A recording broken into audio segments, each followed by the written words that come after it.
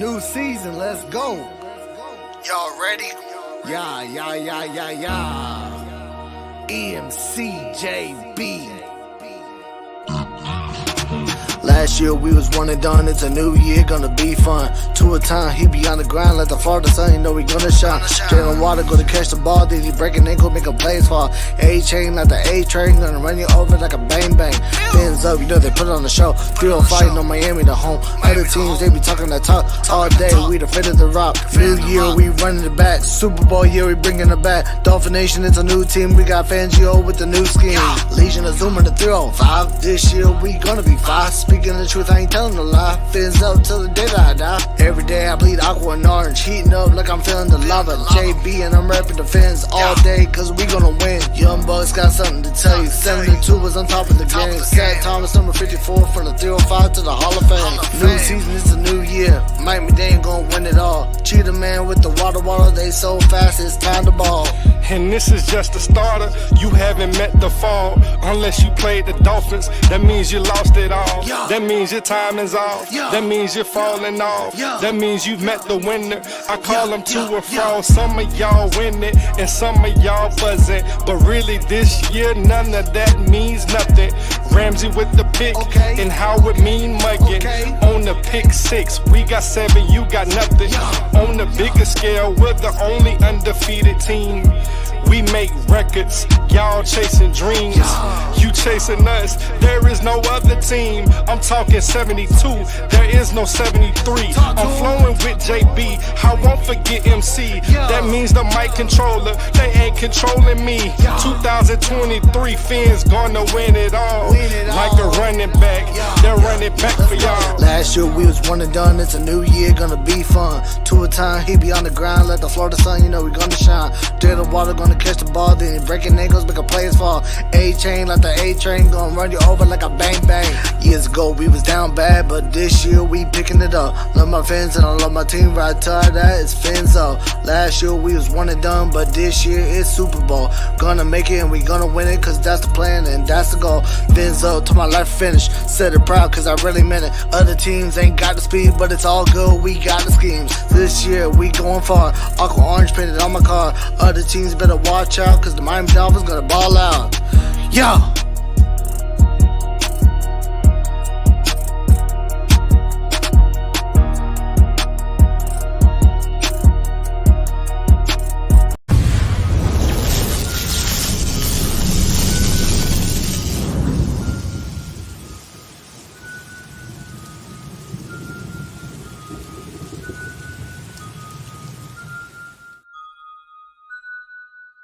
Miami, Florida, Dade County, 305.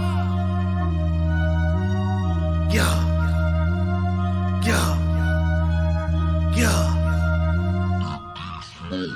On the Gulf side of Florida, they said it wouldn't ring. But down in South Beach, yeah, we about to make it sting. 305 Miami, we about to have a blast. Got a guy from Bama and he's so stupid fast. On the Gulf side of Florida, they said it wouldn't ring. But down in South Beach, yeah, we about to make it sting. 305 Miami, we about to have a blast. Got a guy from Bama and he's so stupid fast. Jalen Waddle with the catch, to a throw it, go fed. Big Mike with the round, O-line looking style. Miles G with the run, South Beach having fun. Other team gonna lose, don't care who boos. 305 is the place to be. If you don't believe me, just wait and see. Don't care what people really gotta say. Ride till I die, Fins up every day. We winning the game, we going to a party. Spitting on the beat like Playboy Cardi. Gonna take a pic with Waddle.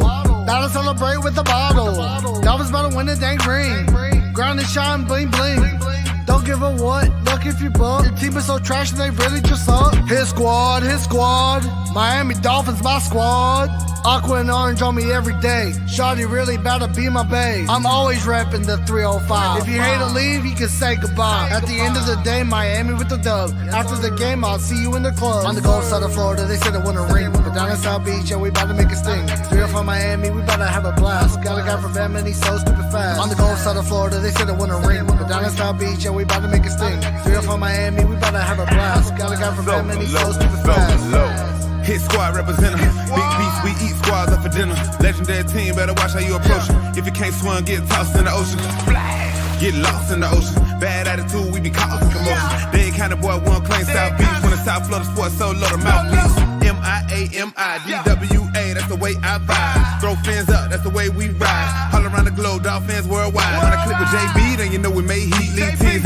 like it's new EP. Fans out of this world, we the new ET. Defense doing magic, making QB sleep. When we hit the field, then we get into the grind. Hit that touchdown song, then we get into the shine. Working every day so we can get back to the prime. If you check your clock, you can see it's to a time. Even if it ain't ticking, then the fans still there. Screaming out loud with our hands in the air. Either got a full cup or a can in the air.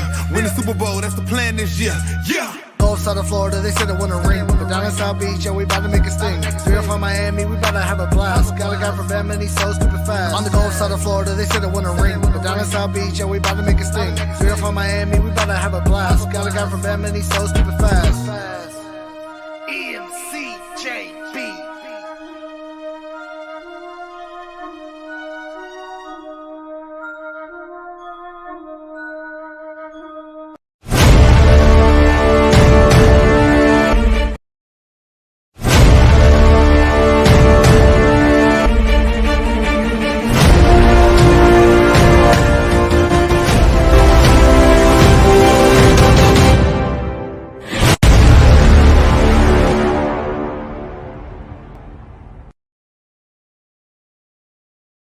Falling down on the sidelines. Help is on the way. Telling the fans, help is on the way. 808 touchdown. MCJB. Hey, Khalid, slap that boot. DJ Flair, make the money flare. Going crazy about the fiends, so we really about to win. Jalen Waddle too fast, Raheem Mozart with the dash. Clocking in, it's 2 a time, I was running through the line. 305 all day, ready now, we gonna play. Spitting on the beat, you better watch out for the fans. We going to the Super Bowl and really gonna win. 305 Miami Dolphins here to stay. Best be ready, cause we not just here to play. Cheater with the catch, do it, throw it, go fetch. Big Mike with the route, old line looking stout. Aqua orange all day, 305 every day. Fins up, have a blast, defense, make them crash. 2 with the ball, wide receiver gonna catch it. Jalen with the touchdown, Waddle with it. Baker with the hit stick, like he had a mod. Byron X, you know they both clamp yards. Fins up. Fins up.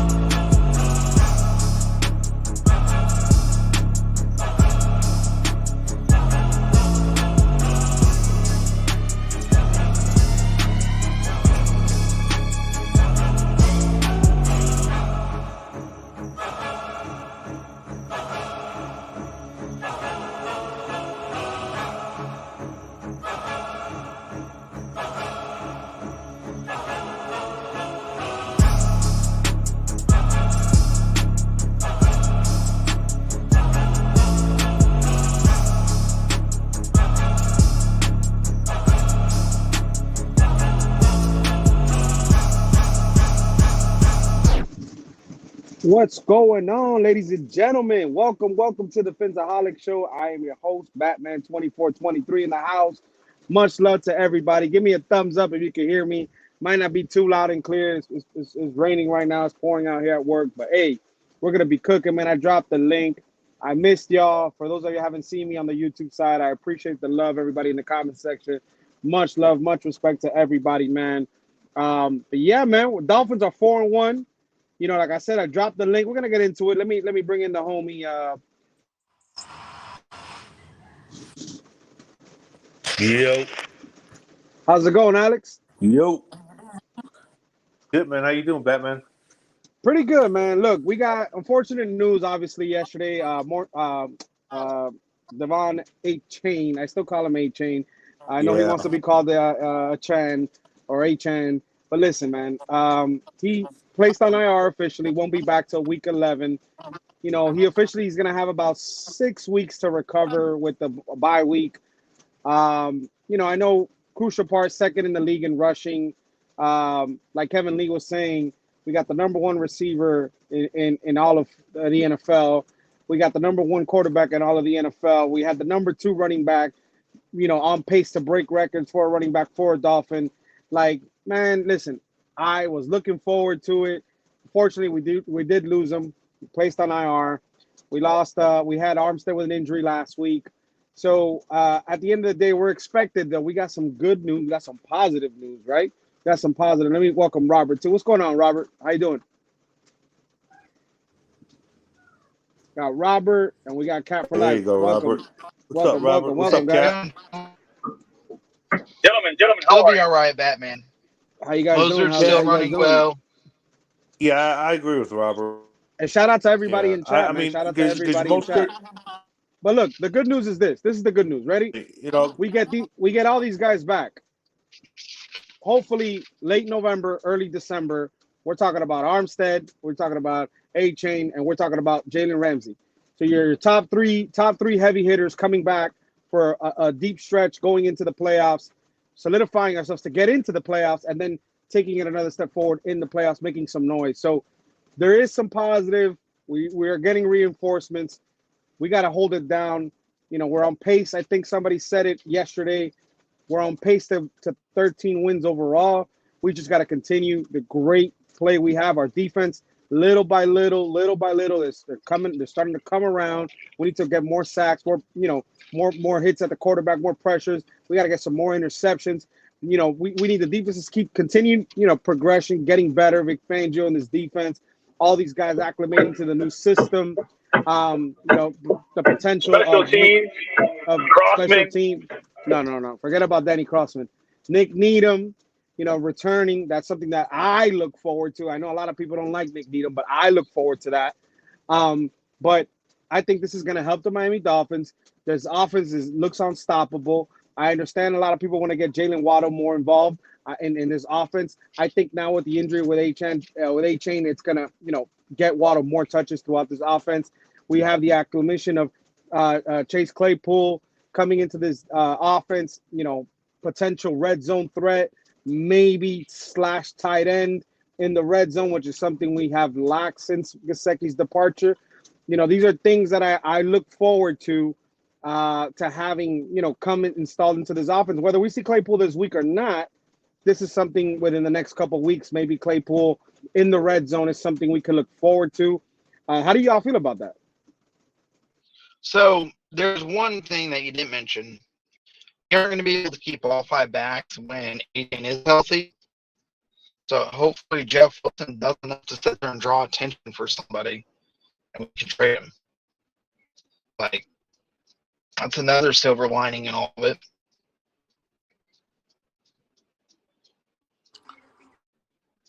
I'd say this, with the news of A-Chain, it sucks, about with the news of A-Chain, that he went down that because, I even said this kid is special.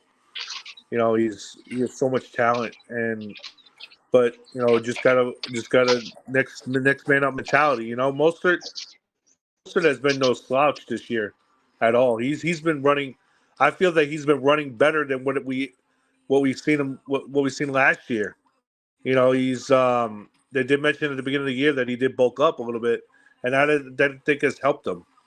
As far as the Claypool, yes, Kevin, I agree. Mostert needs to he needs to hold on more to the ball. Mostert, I don't think it was really a fumbling issue last year with him that much as it is this year so far, but I think that's going to get cleaned up But with the Chase Claypool situation, coming in as a big red zone threat, as a tight end and / wide receiver, it's going to be interesting how they're going to use him. I'm excited. I'm really excited about how they're going to use them. And Jeff Wilson coming back, Nick Needham, as you mentioned, Batman coming back. You get reinforcements towards the end of the season to grind stretch. That's going to help a lot. And tremendously. I still think this team won 12 to 13 games this year. I still think we win the division, and we just gotta keep playing Dolphins football, man. You can't, just keep doing what you're doing. 100%. Let's welcome Spider-Man. Welcome, Spider. What's going on, Nuri? What's up, Batman? What's good? Alex, Cap, Robert, how you doing, man? How you feeling? What's good, bro? Feeling better? Feeling better or what? Good, man. Fighting sickness, bro. Shit sucks. But anyways, no, I don't got COVID. I got a really bad cold. I tested negative for COVID. Now I'm taking some medicine called Cipro, so hopefully that should Cipro's good, yeah. should work pretty good. Yeah. But yeah, man, how y'all boys doing? Everybody for the background noise. It's raining a little bit up here in Pompano, so. Yeah, it rained here. Yeah, it rained pretty hard here, but stopped raining for a little bit. It should be raining in the afternoon. It's pouring over here. Yeah. Yeah, it should rain and pick up in the afternoon again. So, I guess we'll expect that. But how you boys doing today? Well, we're talking about. Listen, I haven't been back. I haven't been around in like a month, right? Give or take, on the YouTube side.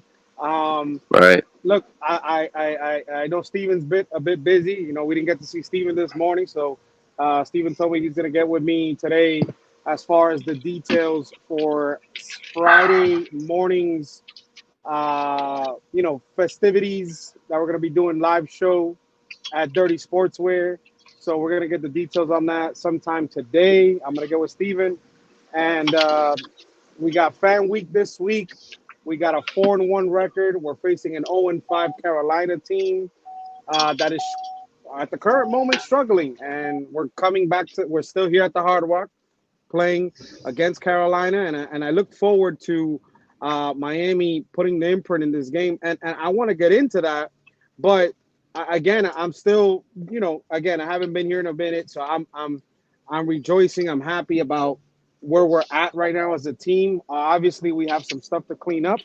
Like I said, getting Waddle more involved, like you said, Robert, Jeff Wilson potentially coming back into this offense, helping with the loss of A-Chain. Guys getting acclimated on the defense with the Fangio scheme.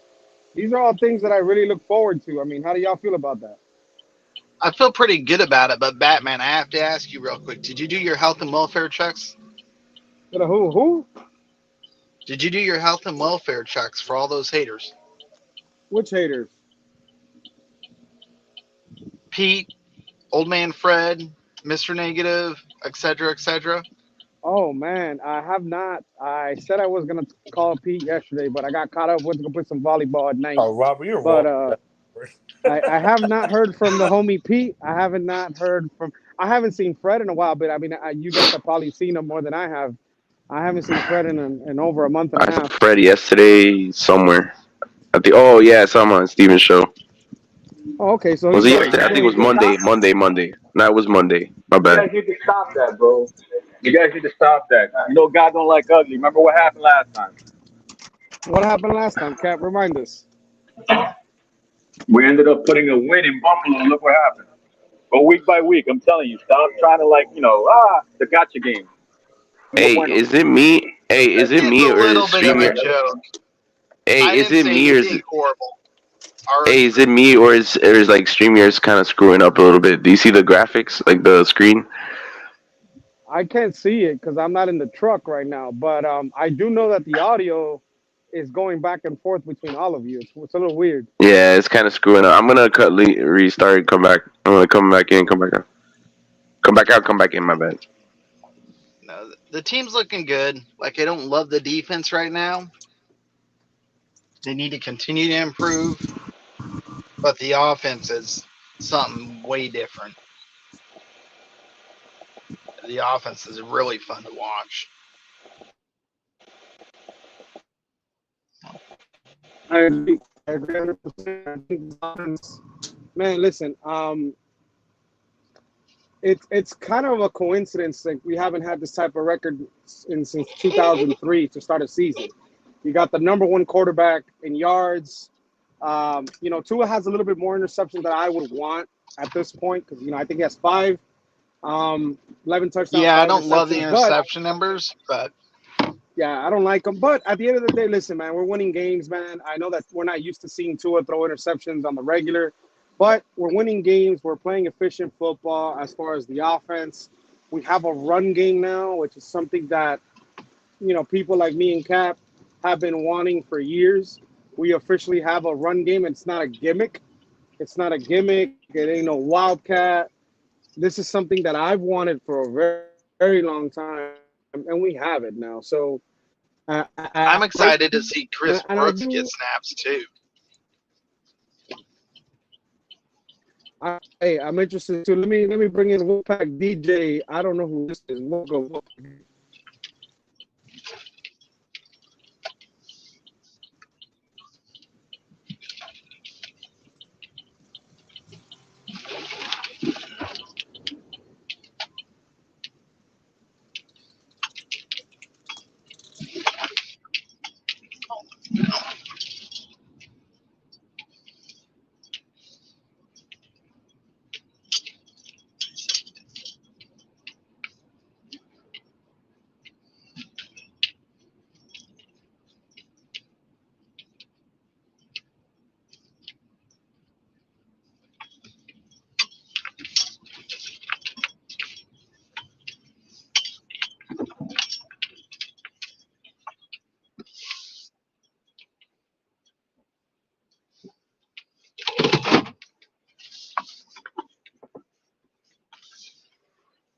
You there, Batman?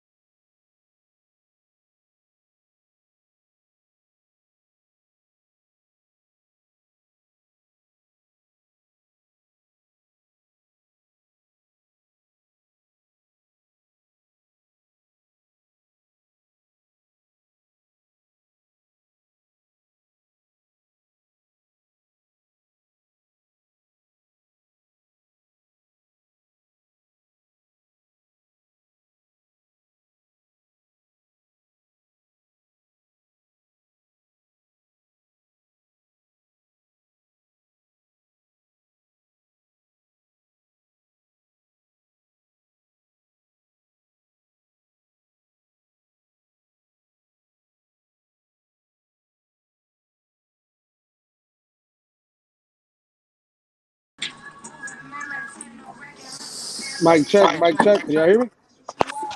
Yeah, now we hear you.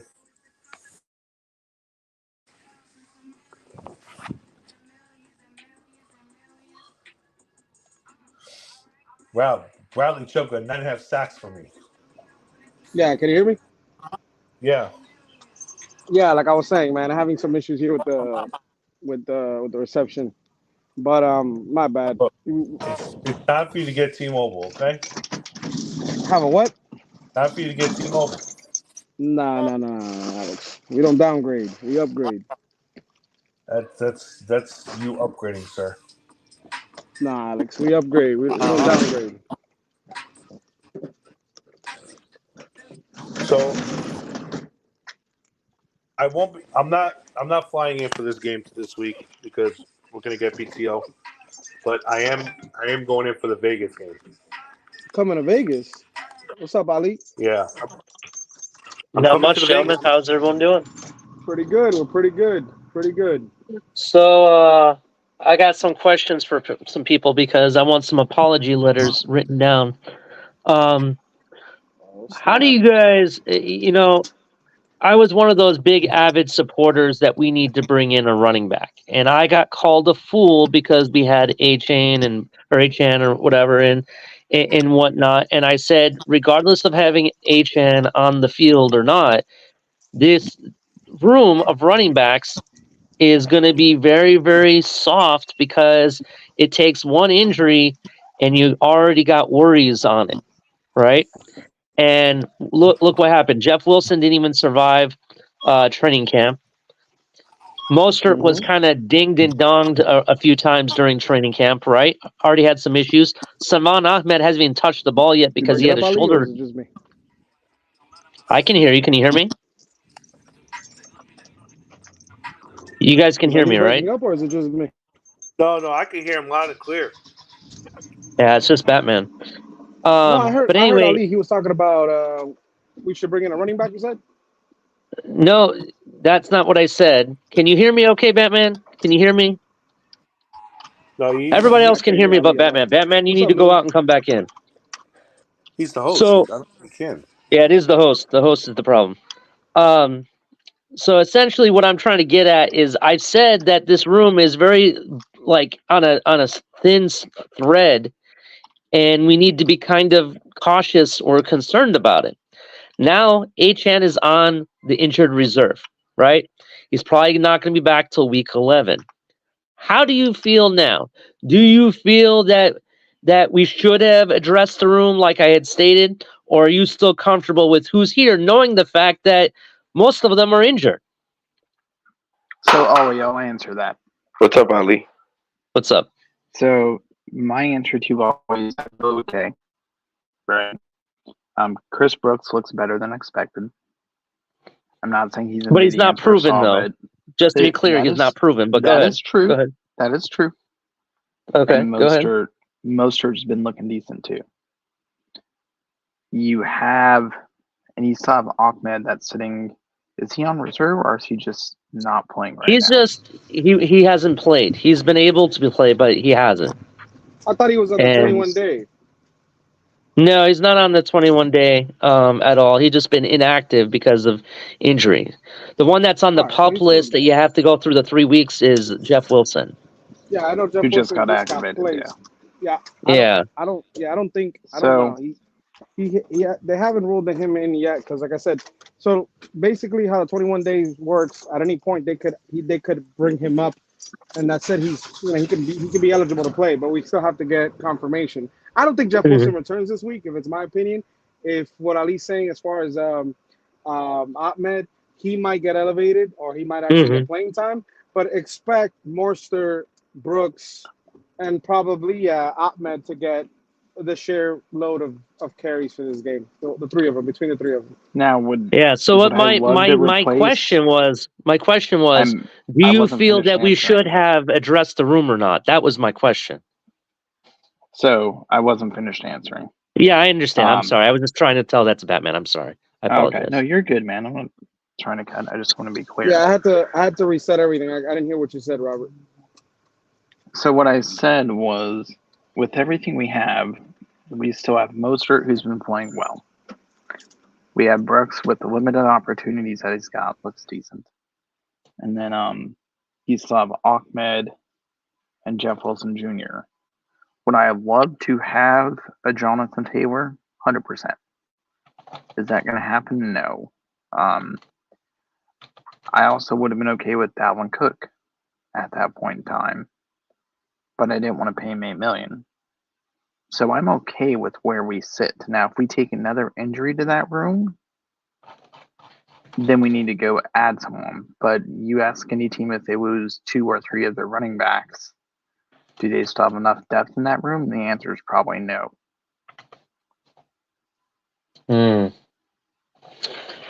Yeah, I definitely hear what you're saying. I do agree there. I think that, I don't think we have enough in that room to last the whole season if we're going to get these injuries. I don't necessarily think it had to be Jonathan Taylor. It would have loved to have him, don't get me wrong, but it has to be the right price. But at the same time, there were people we could have addressed the room with. Kareem Hunt was there at one point. There's still what's his name? The Jacksonville former running back used to play for the Bucks. I can't think of not James Robinson. Leonard Fournette. Leonard Fournette is still there. You know what I mean? There were people we could have had in the room at the lowest price, and it would have been okay. My point is we kept it with the same people, knowing the fact that they had these injuries, right? Or injury prone or whatever you want to call it. And if you knew you were going to run the ball so much, don't you think you should have a backup plan in place? I mean, already right off the get-go, you got guys on the injured reserve / pup list. I mean, come on. How do you know that when Fournette's still not a backup plan? Yeah. Go ahead. What are you saying? He's still available. You can still reach out to him. I don't think Robert can hear me, but no, I think the running back room is fine. Listen, Devin. I agree, Lewis. He'll be back in 4 weeks. I think Raheem Mostert has shown 100%. He'll be fine. And then listen, everybody's told us about Chris Brooks and Salvin Ahmed also look good. I don't think it's time to hit the here's my rebuttal to that. Talent-wise, I agree. I think we're fine. But that's not the problem here. The problem is that the Miami Dolphins have a health and fitness problem that they get dumb, stupid injuries left and right all over the freaking team, bro. I think we've seen more injuries to our starting team this season than the past 3 years. It has been ridiculous. I mean, you freaking have Armstead that his entire body is on the injury report, right? You got running backs coming in and off of the PUP list. You got wide receivers with oblique problems. You got Phillips, who's supposed to have a breakout career year, and he's on the injury report. I can't trust it. That is the problem. And we didn't do anything to fulfill the trust I had on the roster by addressing that room, right? That's the concerns I have. Well, the fact of the matter is, and don't quote me on this, I could be low, I could be high. But I think the Dolphins only have, like $3 million worth of cap space anyway. If we think that we're grabbing anything. Yeah, I was going to point that out. So it's not happening now. So I think it's just not. I hear you, but going back to my main point was, should we have done something then when we did have the money, right? We made a trade for Claypool, which kind of makes sense, but it doesn't at the same time, right? And then in turn, you could have used some of that money, like even $1 million, or 2 or 3 million or whatever, however you structure it, because it doesn't have to hit your cap. And you could have brought in a Leonard Fournette and had him ready to go for this week. You could have brought in a Kareem Hunt for that kind of money. Go ahead. Here's the thing I wanted to point out real quick. Here's the thing I wanted to point out. Let me say this real quick, man. Listen, I understand what Ali's saying. I think we all do, right? And then again, and then you also got to factor what Lewis is saying. Listen, it's something that a lot of people in the fan base said that we should do, as far as if we missed out on Cook, we missed out on Taylor, we should bring in a running back so he could be acclimated in case of a situation like this. I was always at the mindset if you couldn't get Cook, nothing was going to happen in the running back room. I think they were satisfied. I mean, A-Chain, listen, we don't, all of us didn't want to believe it. And I think when these people would tell us they would go to practice before they were allowing us fans going to practice, we're talking about the Miami reporters and all these guys and beat writers, and they were calling him the next superstar in the making. I don't think not one person really wanted to believe it until we saw it. We didn't really get to see what he really was when we got the opportunity to go to camp. We saw glimpses here and there, and then in the preseason here and there, but not to the level that we're expecting now. And again, like Lewis's point, we got $3 million at this point. I think, look, we still, as much as nobody wants to believe in this kid, I know definitely, I know one person in particular up here in the panel doesn't want to believe in this kid, but look, if Chris Brooks gets an opportunity this week, man, it's going to be bad news for. It's going to be bad but news. here's the thing, Batman. Like, if we need the extra money, real quick, Urban, real quick. Yeah. I'm going to get up out of here real quick. Yeah, go ahead, bro. I'm going to get up out of here because I'm working. But Batman, I just wanted to let you know that I put it in the chat earlier. I don't know if he's still here, but Split from YouTube or from Twitter, he was in here. Oh, shout out. Some support and love and shit because I sent him the link telling him you weren't going on Twitter today. You were going to go on YouTube. So he was in here. So again, just shout out to Split. Shout out to Split, man. Yeah. Shout out to Split. Toxic's here. But all right, y'all have a good one.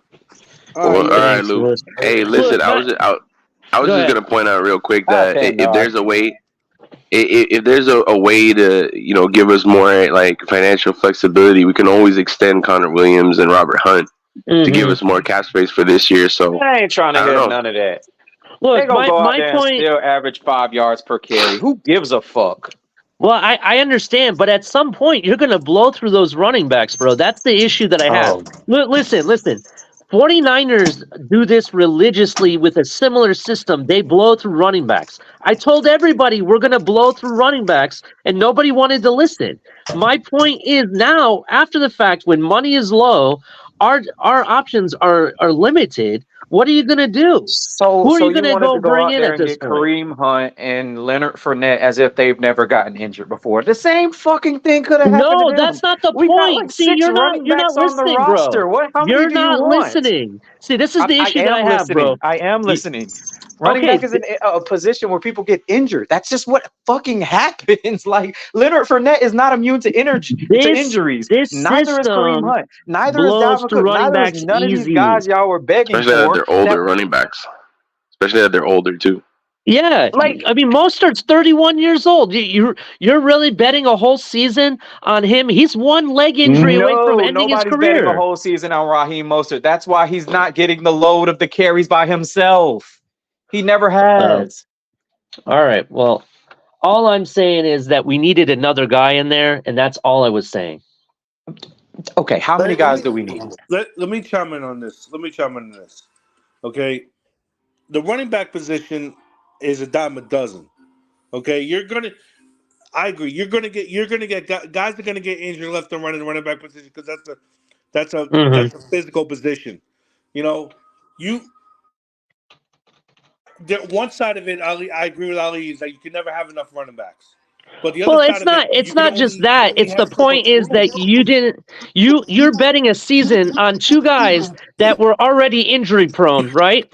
And you bet the whole season on a rookie, which he's been amazing. I love the guy. The guy's a superstar. Don't get me wrong. But then what? You want to bet it on somebody that's unproven?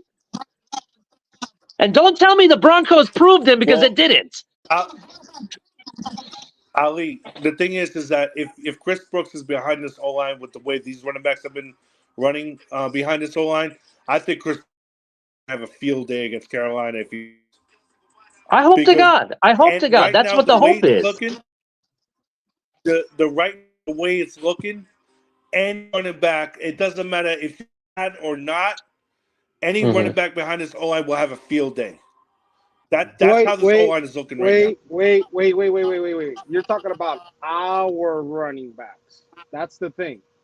The running backs we have in this system. Yes, I agree. Batman. I agree, Alex. I was about to say, like, the way that McDaniel has put the system in place, bro, the running backs we currently have, all of them. Yeah, I don't know so much about the guy that we brought in yesterday, the one that runs a 4-3-2. But besides that, all these guys fit the scheme. And haven't you noticed every time these running backs hit the field, they all look pretty good? Yeah, I think it has a lot to do with the O-line too, and the scheme. It does. You're right. Listen, we're all invested in this, right? We're all invested in our team, with our money, our hearts, our souls, everything, our fandom, everything. We're 100% all in, and they're telling us that they're all in too, right? Well, I'm all in to the point that at this point, if you're spending all this money and investing everything, all the blood, sweat, and tears, you better be all in. And I was concerned that in certain positions on this roster, we were not all in. Defensive tackle is one of them. Running back is the other. Those were the two positions that I really felt we needed to bring people in. I did not feel we need to bring in another receiver, especially when you don't even hardly use Jeff Wilson, or not Jeff Wilson. What's his name? Wilson, the other Wilson we got. You know what I'm saying? Wilson? Cedric Wilson. We don't hardly ever use him in the first place. Why the hell do you need another wide receiver? He got pretty good touches on Sunday against the Giants. Yeah, that's against the Giants. I get it. My point is we don't use them consistent enough. I think they have a plan for Chase Claypool, and I'm really interested to see what the plan is going to be.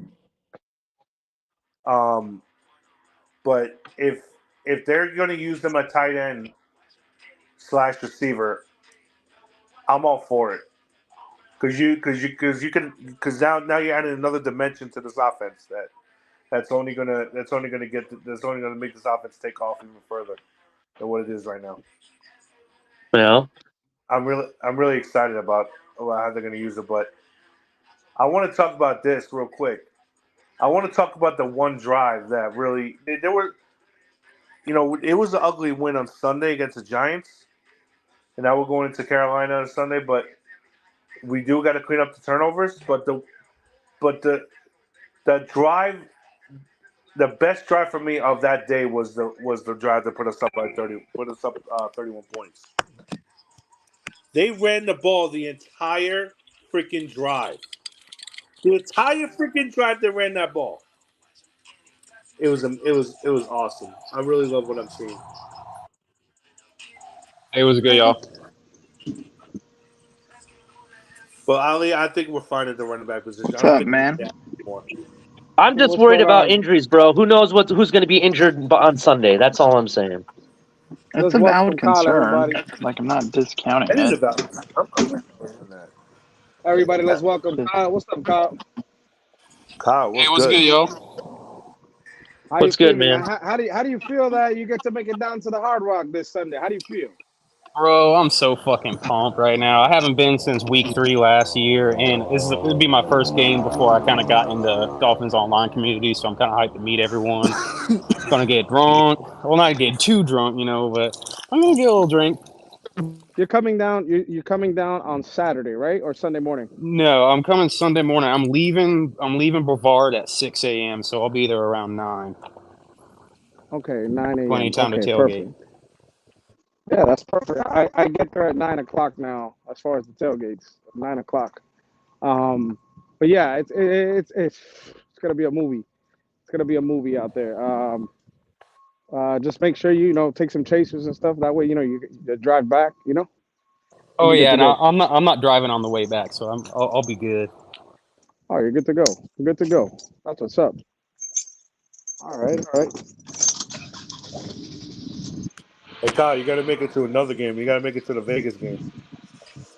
So, bro, I might be making it to the Christmas Eve Cowboys game. I might be. What's up? What's up, Greg? Greg, I need you to turn up for the YouTube family. We need you to turn up for the YouTube family. Talk to us about the Giants. Yeah, come on, Greg. Crying about Taylor Swift. Talk to us, Greg. You made him run away, Batman. Greg cracks me Alex, up. which Vegas game you talking about? The one we want to all go to, or the one during the regular season? Well, the first. How about the first one? The only Vegas game I want to go to is the Super Bowl. That's where I want to go. That's what I'm talking about, Ali. Well, yeah, of course, that's the second Vegas game. I'm talking about the first one.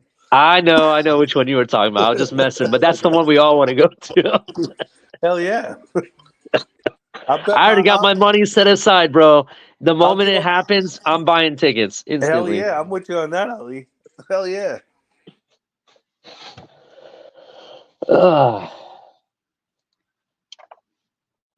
Yeah, I'm sorry if I'm too passionate about the running back room. I'm just pissed because of injuries, bro. I'm just mad about it. No, you have every I mean, you got every right to be, yeah. Fucking, we finally drafted a baller ass superstar running back, and he's already hurt. Like, none of us are happy about it. But with that said, our offense isn't structured around A-Chain. He's a nice addition. He kicks ass. I love him out on the field. But I'm not worried if he's hurt right now. Like, I mean, yeah, we might not put up an extra touchdown, so it'll be 51 to 14 instead of 59 or 58 to 14. I mean, come on. To be honest, I just need him to be healthy for December anyway. So yeah, that's what I'm worried about. Like keep him out. Like I'm not worried about him the next 4 games, but I want him in when it counts. When the playoffs come around and we all reset at 0, that's when it counts. True.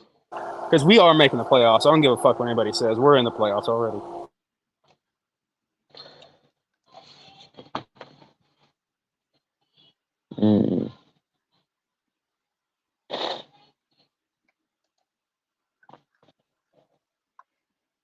Did I lose everybody? No, you're good, man. No, you're good, Alex. It just got quiet. I was like, oh, I lost everybody. No, I think we'll be okay in the running back room now. If we get another injury, it's a whole nother problem. Yeah, that's what I'm concerned about. The next one. Now I'm puckered. Yeah, but we got Savon Ahmed. Let's see what he does, bro. He hasn't got to do anything yet this season. I think he'll play a little bit in this Carolina game. It's the kind of game I'd put him in at first. So let's see what happens. Savon one thing about Savon Ahmed is that whenever that he's got an opportunity, he's actually done well. Whenever he's been given the opportunity. So I think. We got someone listening to Solo D back here. What?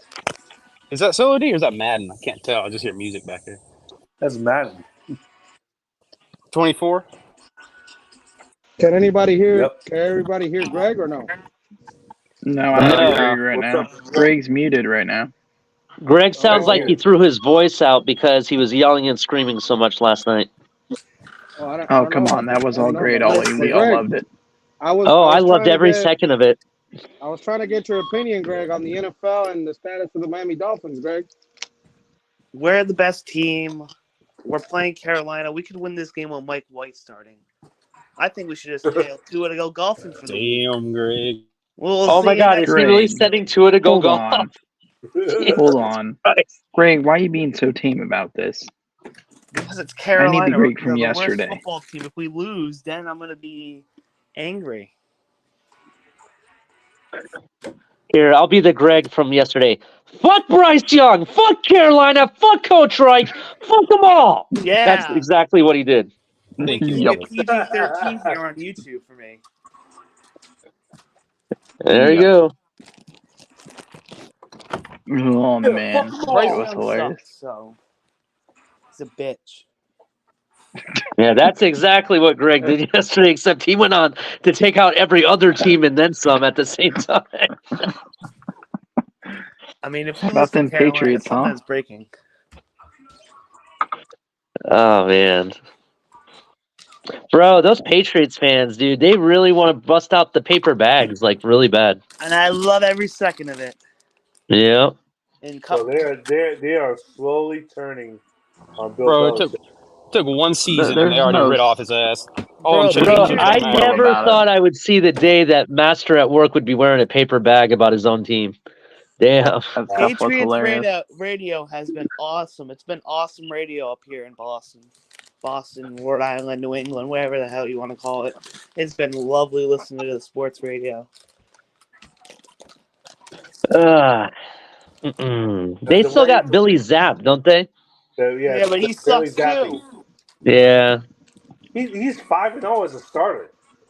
That's the crazy part about it. Greg, what are they saying up there about the Patriots? That you guys are tanking for They're complaining about Mac Jones. They're getting off on Bill Belichick. They're just crying about everything. They're crying about everything. Mainly, I feel like they're turning on Belichick, but at the same time, they're also blaming Mac. I mean, it's funny to watch. I mean, they're funny to listen to.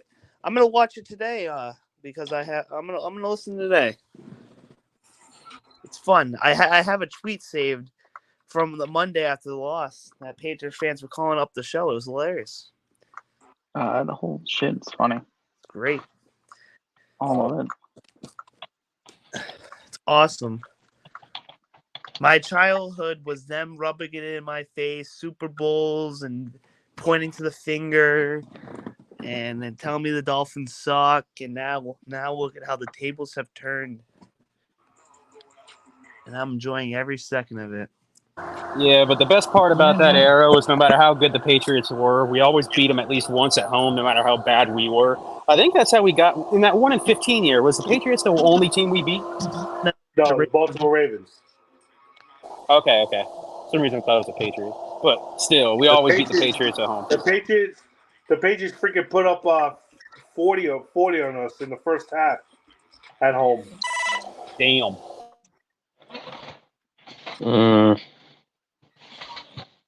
That was the game that Alexa, play briefing NFL news. That was the game that freaking Brady just said, yeah, you know what, Moss down there somewhere. Let me just throw it to him. Hello from CNN. I'm Krista Bowe with the 5 things you need to know for Wednesday, October 11th. Israel has stepped up its offensive. Alexa, stop. Alexa. You should have already known, Ollie. Yeah, I was trying to see if it'd play any breaking news. I had never tried it before. It wants to play like CNN stuff. I was hoping it would play sports news. Oh, that sucks. Yeah, we got Alexa pretty much in every room. My home is pretty much a smart house now. Nice. Yeah, we got the whole solar panel thing, and my whole AC. I can lock my front doors, like the whole 10 yards. It's a win, man. So let me ask you a question. What happens if you have the power out or there's like a power grid breakdown? Can you get out of your house? I can get out of my house. All my front doors and exterior doors and doors that are controlled by Alexa also come with a key option as well. So I have keys. Nice. That's good. Yeah. In fact, I built the... Batman knows about this because I've been actually working on it for a hot minute. I've been building a man cave, and we're this weekend we're actually putting up the wall and a door to my man cave because I basically split a room in half. And I purchased a special doorknob that it can be controlled by your phone, Alexa, and it has a keypad, key option, and fingerprint. Because I don't want my kids going in that room at all. So I'm sure they could not get into it whatsoever. It's kind of funny. I know it's overkill, but man. I just thought it was funny. I come to learn something about kids. I come to learn something about kids, Ali. But there's a way. They'll find a way. That is true. That's the one thing I'll learn. They'll find a way. But at least I can pretend that I'm like going out of my way to make sure it doesn't happen. So Yeah. So yeah, man, talking about finding a will and finding a way. I mean, what do we do after? I want to say after Thursday. Like, are we going to be set with pretty much not worrying about every position of need right now? Like, are we okay at tight end? Are we okay at receiver? I know running back we're a little bit banged up, but we should have no issues going into Sunday, just like last Sunday. Am I too far off on this, or are we okay? I think we're okay. Everybody. Go ahead. No, I just want to say this real quick. I'm sorry, Ali. I apologize. But I think we'll be fine come Sunday. But why is everybody mentioning the tight end room? I mean, I don't think the tight end room is as bad as what people think it is. No, it's not bad at all. I just don't, if you're gonna experiment, I keep hearing all this experimentational talk about Claypool at tight end. I just hope it doesn't come to bite us in the ass if they decide to go that route. I get it, Cap. I get it, but it's just I think So that Smythe has been fine. I think that Smythe has been perfectly fine. Smythe has actually done pretty well. Yeah, Durham Smythe has done very well. Exactly. Our tight ends are used mostly for blocking, and Alec Ingold serves as another tight end at the fullback position. And the only thing I wish that our tight ends could do was become red zone targets, but I think that's why we got Chase Claypool. So I don't think we need our tight ends other than leak out to a flat or chip and release or just blocking pretty much. Yeah, I think the way That's they've all. decided to use the tight ends, I don't think we really need to have a bunch of them. I agree with that. Right. However, I kind of understand. This is the part how I understand the Claypool trade, because he is very big and he's 230 pounds. He is a very good run blocking receiver at the same time. So I think in the run game he's going to be more beneficial. And I think that's where you're going to see a major part of his role. So yeah, that's how I see it happen. But he could come out as a tight end in the red zone formations though, like in red zone situations. Red zone, but he's going to be definitely a target, contested catches, maybe those types of plays. That's going to be what it's going to be about. I'm just concerned that and this is why I brought up the running back room.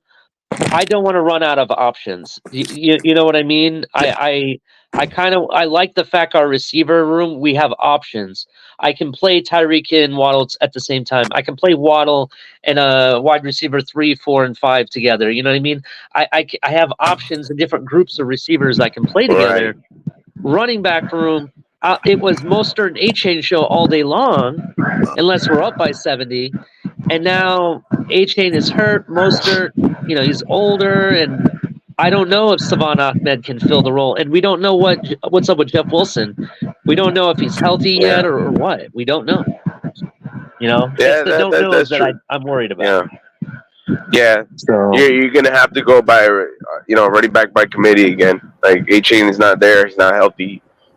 So. I mean, I don't think A-Chain has been taking that many snaps anyways, because he's only had 10 carries or something like that. Real quick, everybody. Is that Larry? Let's welcome the homie, Larry. What's up, Larry? Larry L, what's good, my bro? What's going on, Larry? Hey guys, what's up?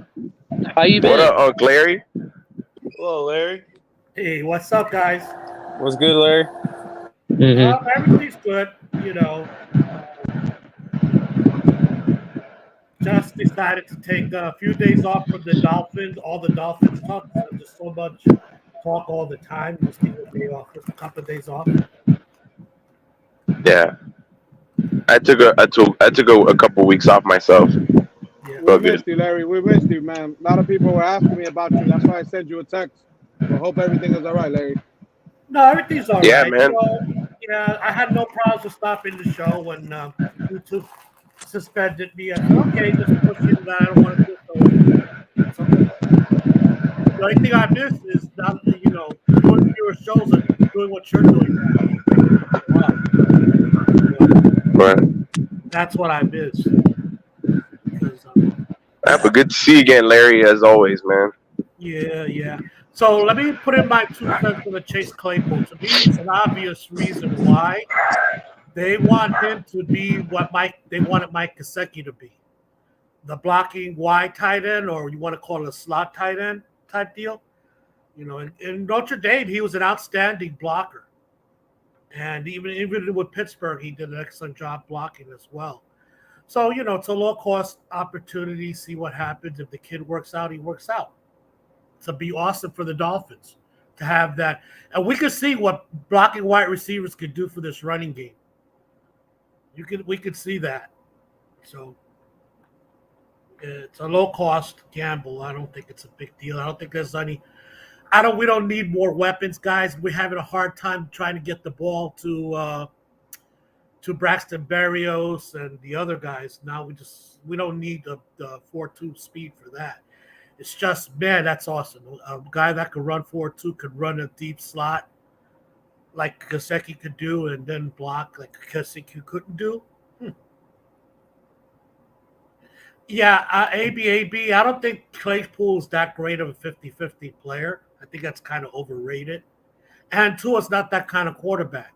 He doesn't like throwing 50-50 balls. So, Batman, are you coming? Are you going to be a regular again?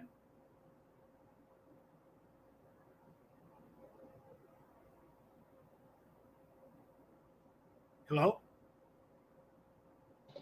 I can hear you, Larry. He might be stepping away for work or something. Yeah, I can see everybody's muted. Hey, guys, Yeah, I'm not I a can hear you, solo Larry. act here.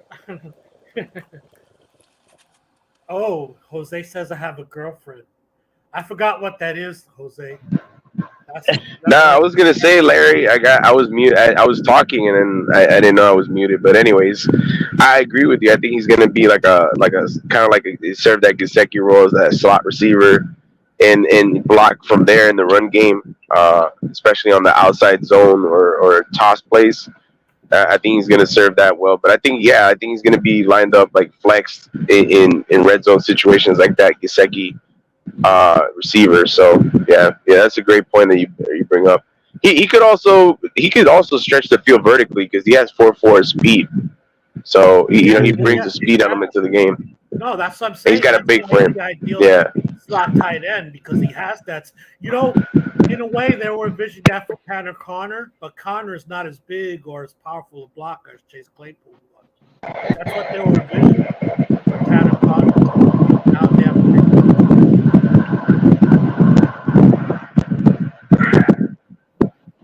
Trey says Tua doesn't like throwing 50-50 balls. What? That's true. Devontae Parker never had great years with Tua. That's actually I disagree. I think Tua loves throwing those fades, bro. That's one of his. I think in his first 2 years, that was one of his most underrated aspects of his game was throwing those fades. Spider-Man, I don't disagree with you, but that's not 50-50 ball. Those are fade routes. 50-50. Hey, Larry! Basically jumping up and trying to battle the cornerback. Where the hell you been, Larry? Hey, what's up? Uh-oh. Cap, where have you been, buddy? Where have you been? Hiding from you guys. I'm so disgusted and tired of you guys. Miss you, man. We miss you. I could always imagine Cap when he's in the chat. He's probably talking the same way in the chat that he does when he's on these panels. He does. It doesn't matter. Even the Twitter Spaces, exact same way. Yes. Yeah. Hey, guys out there, do you consider a fade route a 50-50 ball? It's a fade route. That's not a 50-50 ball. And I mean, back shoulder. I mean, it kind of is very, in the same. It's similar. It's similar. Nah, to me, to this ball when it's either a cornerback or a wide receiver, basically the jump balls. Just throwing there. Oh, like a lob? You mean like a lob? Properly executed is not 50-50. You have a huge advantage on a cornerback when you're doing you're supposed to have when you're doing a back shoulder throw.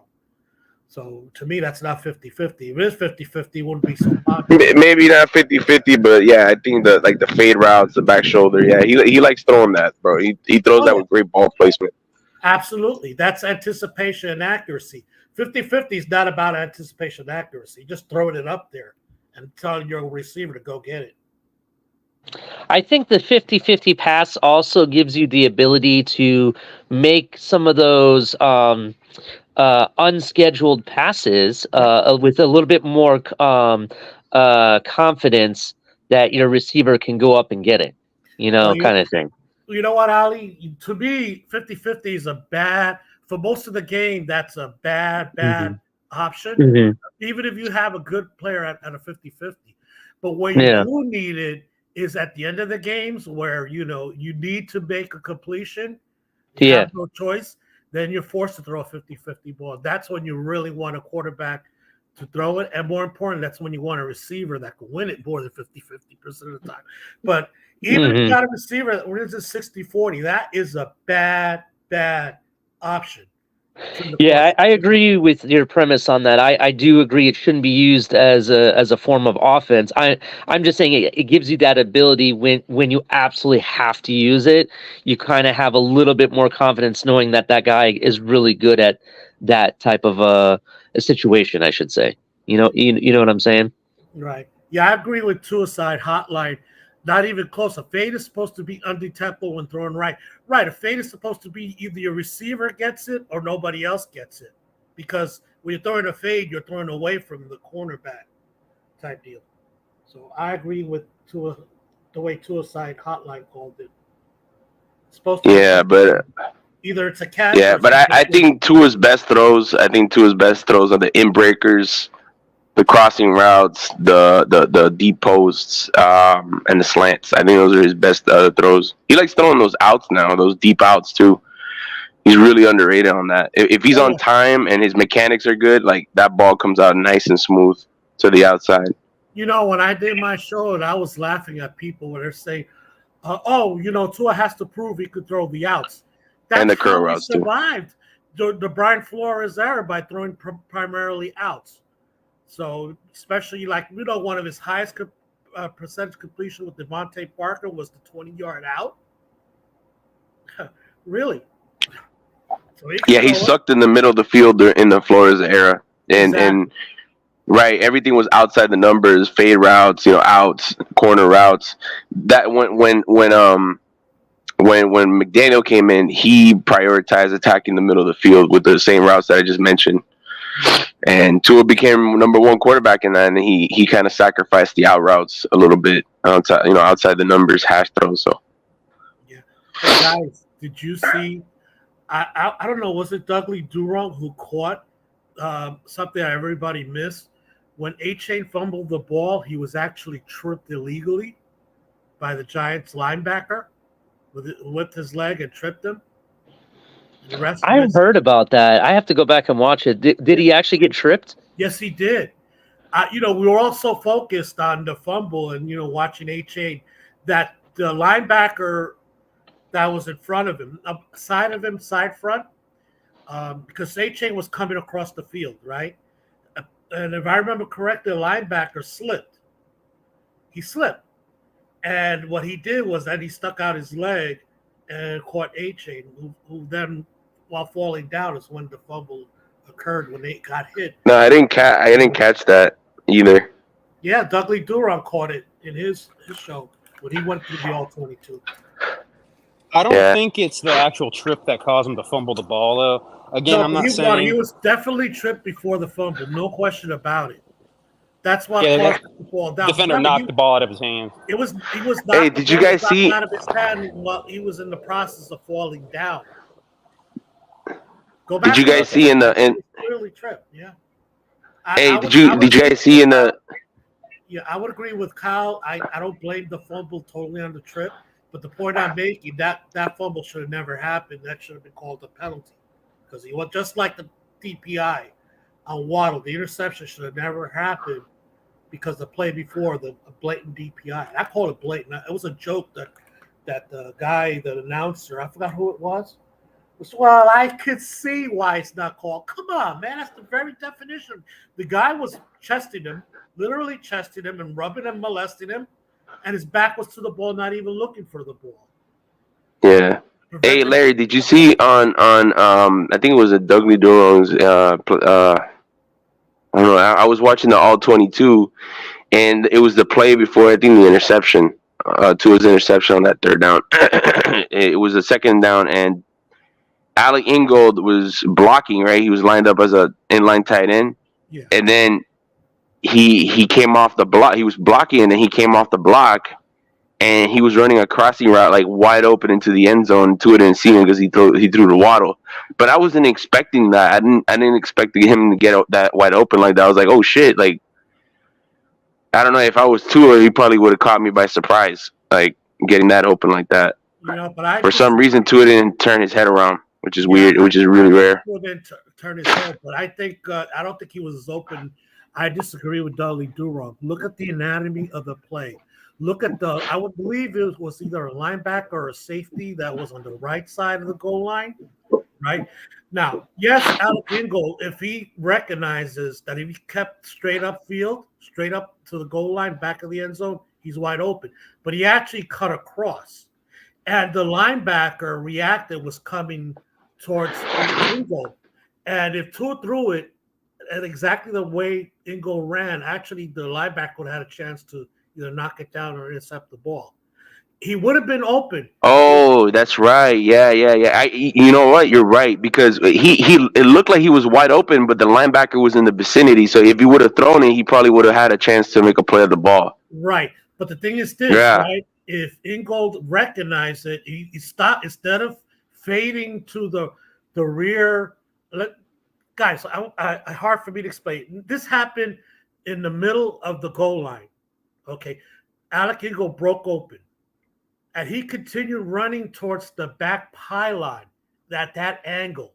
That's what I'm talking about. If he recognized that the middle was wide open, he would have not continued in that angle, would have went straight up. And if Tua recognized it, this is something that I think Tua works well with Waddle and Hill, right? If they see space, they automatically go into that space. And Tua sees that, he automatically thinks he's going to go into that space also. Because clearly, if Alec Ingold looked ahead, there was nobody there. Nobody. What's going on, Larry? Three receivers on the other side. Yeah, Hey, can you guys hear me? Yeah. I'm having issues connecting. I was hearing you, Larry, and I was talking, but nobody could hear me, I guess. Yeah, welcome back, Larry. Like I was saying, like I'm working on trying to figure out what days I'm going to come on live. Definitely, I'm going to start coming out live more on my days off as well. Unfortunately, I'm working today, but Friday I know that we're going live in the morning with Steven, but probably that afternoon maybe I might be able to go live. But how you been, Larry? Yeah. I've been doing great.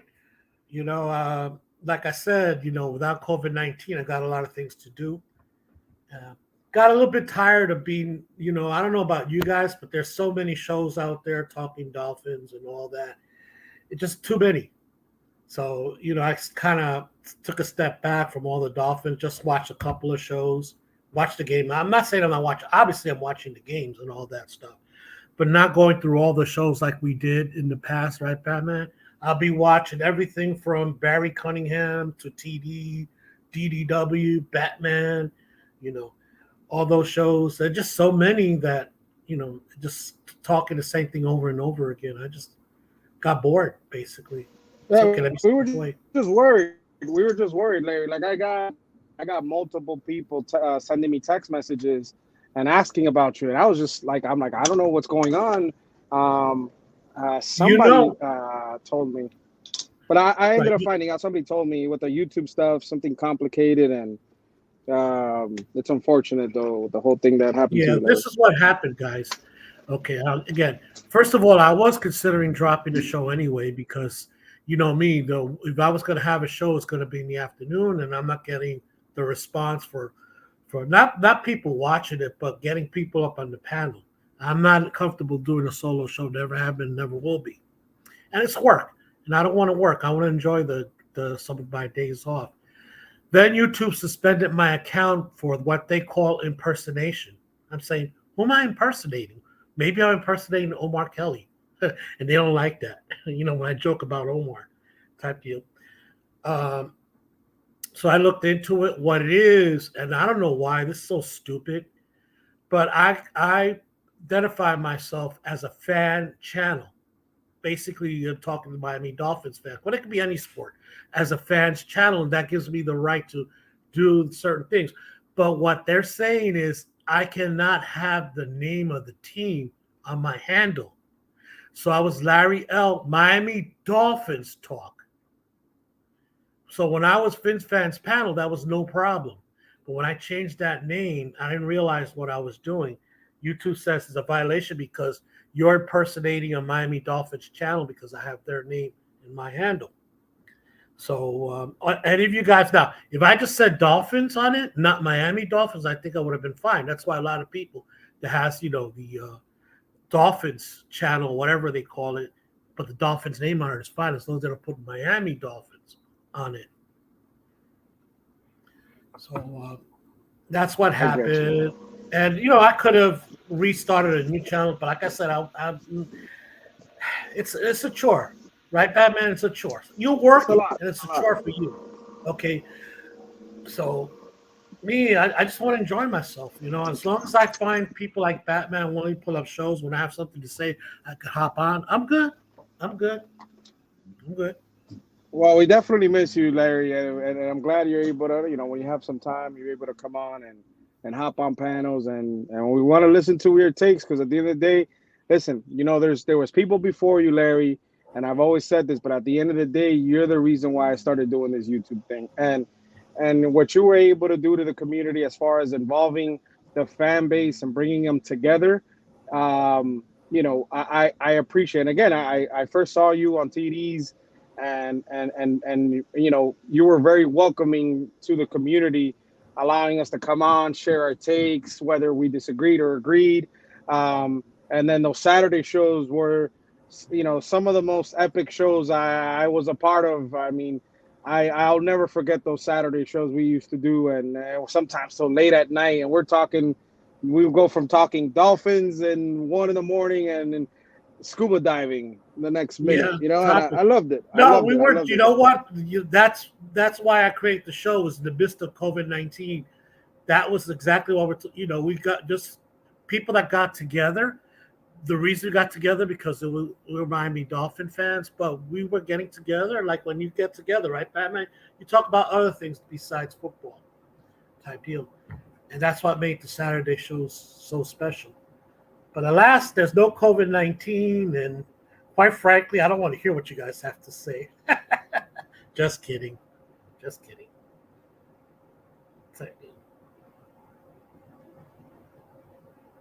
Okay. Hello.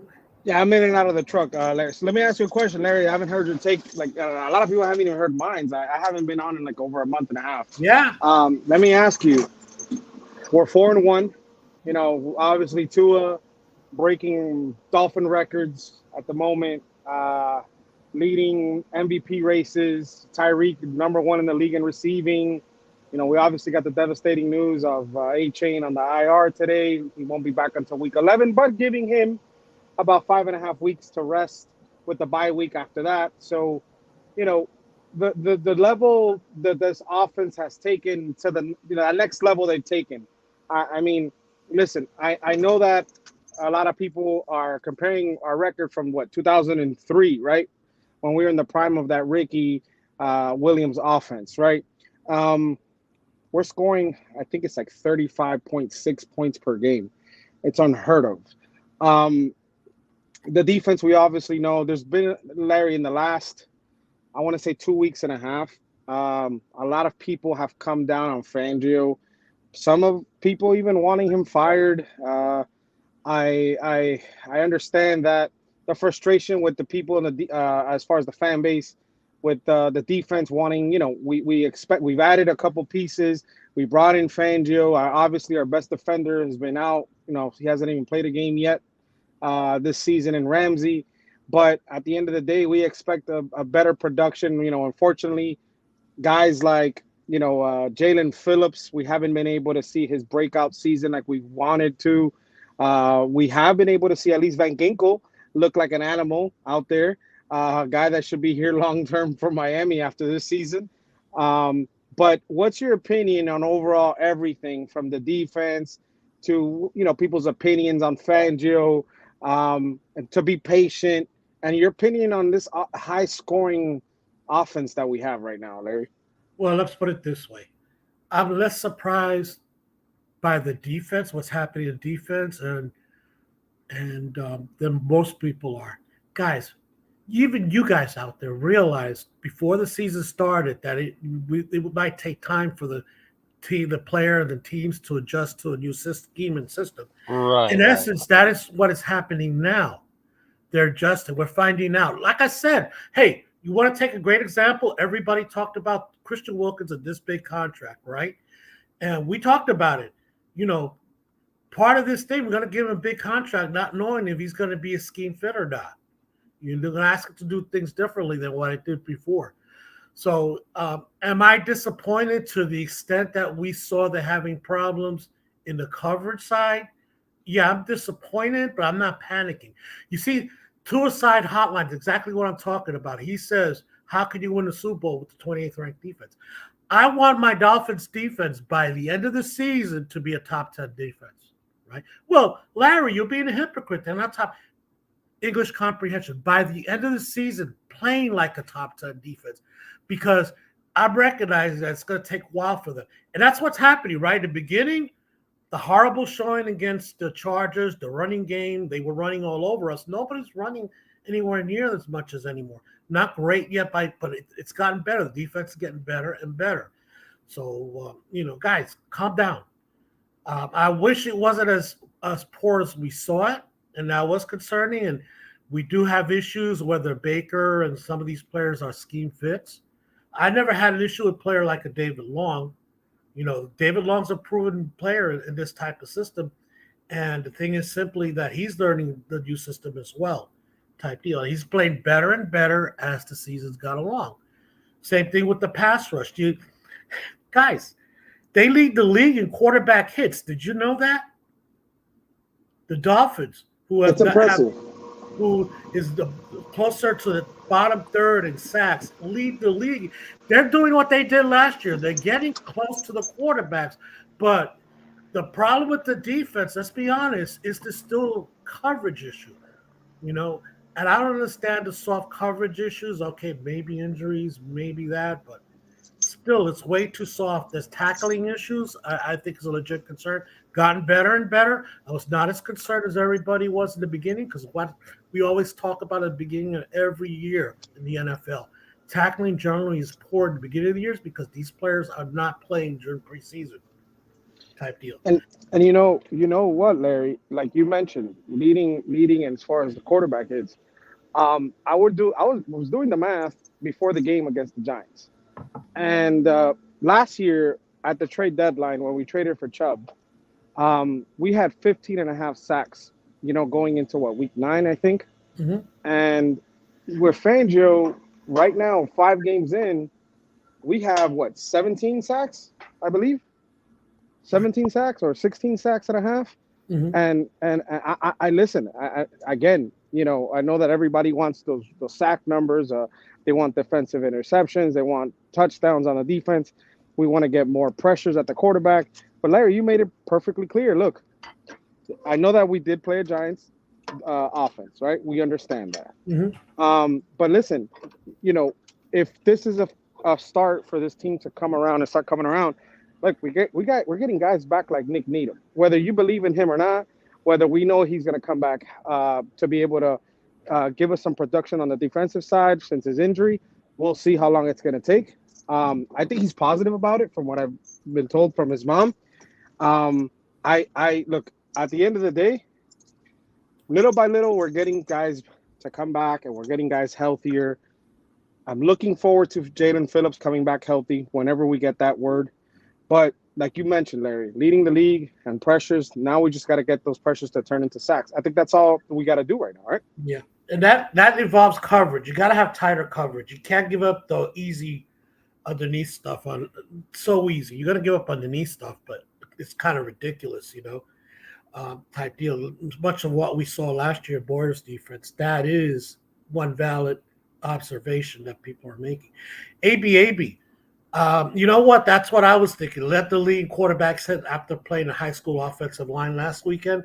But the Dolphins, if I remember the numbers correctly, they're number 1 with 13, and the next one is 12 and 11, right? They only had 4 quarterback hits officially on Sunday. Why? Because they got all the sacks. Those are 2 different stats. So the Dolphins are already one of the best in the league at quarterback hits going into the Giant game. So, yeah. Solid point. Larry, how do you like this Claypool trade? How do you like it? Okay, let me go back to Needham, right? To me, Needham. Okay, it's great to talk about, and he'll help the team. But the fact is, Needham is nothing more, and I love Needham, but he's nothing more than a starter level player. Okay, the biggest impact is getting our Jalen's back, Jalen Ramsey and Jalen Phillips, because these are potential star players and they make a bigger difference. So Needham, to me, is not that much of an upgrade over an Eli Apple. As much as people want to trash Eli Apple, Apple is a decent starting player in the NFL. He's not an elite player by any stretch of the imagination. So, and he has played. The reason why we see a lot of Eli Apple, you're a quarterback, Batman, right? You go up to the line of scrimmage. You see on one side Xavier Howard. You see when Eli Apple's out, that means Cater's in the slot. You see Cater in the slot, and you see Eli Apple at the other side. Who are you going to throw to? Who's going to be your first read that you're going to throw to? You're going to look at the boundary, right? You got to look at Eli Apple, right? Exactly. You don't want to take on next if you don't have to. You don't want to take. That's not to say, you see, and I don't want you guys to equate that means that Eli Apple is a bad player. He's not a bad player. He's just not an Xavier Howard, and he's not a Cater Kahoot. I'm a quarterback. I'm looking at the weakest link, and that's Eli Apple. In terms of the Miami Dolphins secondary, to say the guy was a cornerback for a Super Bowl team and 2-year AFC Conference Championship team. Okay, he's a starter level cornerback, not elite, not very good, but he's okay. So that's what you have with your fifth when Needham comes back. That Needham can probably be better than Eli Apple, but you know who's gonna, like I said, who's gonna make the biggest needle? You're that quarterback. Now Jalen Ramsey's back. You look at Howard. You look at who? You look at Jalen Ramsey. Who are you gonna throw against first choice? Probably Xavier, huh? Yeah. And now we're gonna bitch about Xavier because now he's getting the balls thrown his way and more completions than he did before. Overall, Batman, let me say one thing, right? This is what fans do. If you at the beginning of the season said we were 4-1 and Tua was the top quarterback in the NFL, you would say, wow, I'll be very happy. But guess what happens? Tua is the top quarterback in the NFL. We're 4-1. And fans being fans are now nitpicking when he doesn't do well. That's such a high standard we set, guys. Right? It's a high standard we set. So I don't look at it as a negative to criticize. I'm looking at it as, man, we're setting a high standard for Tua and his team. God bless us because we deserve it. We don't deserve a middle-of-the-pack team anymore, that we're demanding that they be relevant. We are relevant, and we're demanding this team stay relevant.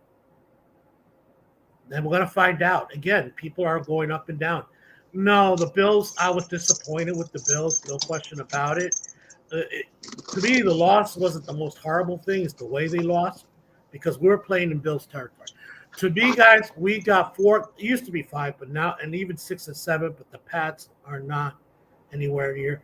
There's only 4 teams in the NFL, in my opinion, that we play that are better, that we're saying we're either equal or better to. We got to prove. That's the Bills, the Philadelphia Eagles, the KC Chiefs, and people put Dallas in there, and it looks like Dallas is returning to the norm. 49ers. What do you think about the 49ers? Yeah. 49ers. We don't play. Oh, that we play. Teams that we play. Okay. In those 4 teams, right? That means there are 5 games. I'm going to take out Dallas. I'm sorry. Until Dallas proves that they have their shit together. So those 4 games, we come out 2. All we want, our goal is to come out 2-2 to say we're a legitimate Super Bowl contender because these are the 4 teams that we play, 3 teams that we play that are Super Bowl contenders. We come out of it 2-2, then we're legit Super Bowl contender. If we come out of this 0-4, then there's a legit gripe by people saying that we're not Super Bowl contenders. All we do is beat up on teams that we're clearly better than. But when we play against a team that are equal, even maybe better, we don't. So all we have to do is wait and see to these games. To me, the Bills' loss means irrelevant if we beat them in our stadium. We just hold court. They hold court, we hold court. We won in our home stadium, they won in their home stadium. They took care of business. They took care of business. Right. But we got to come out, those 4 games, the 2 Bills, the KC, and the Eagles, we got to come out at least 2-2. In my Yeah, we opinion, have to. It's Yeah, we not have have that true moniker of being true Super Bowl legit contenders, like we I like agree. to case be. Let's welcome Mountie. What's going on, Mountie? Batman, it's good to see you What's good, back man? on the YouTube side, brother. What's up, Mountie? Appreciate it. I La- appreciate La- it, man. Larry, what's going on, bro? Hey, Monty, what's up, buddy? Hey, man, listen, I don't get to tune in a lot because I'm always preoccupied or something when you come on, but you're always in my heart, man. I'm always thinking about you guys on your side. So, and ever since I've been tuning in, all of what we're not always we don't always see eye to eye, but we're always heart to heart. We want what's best for the Finns. And you've always been that voice of reason when I'm ready to get mad and flip tables when we're fucking up. Yeah. But it's all good, bro.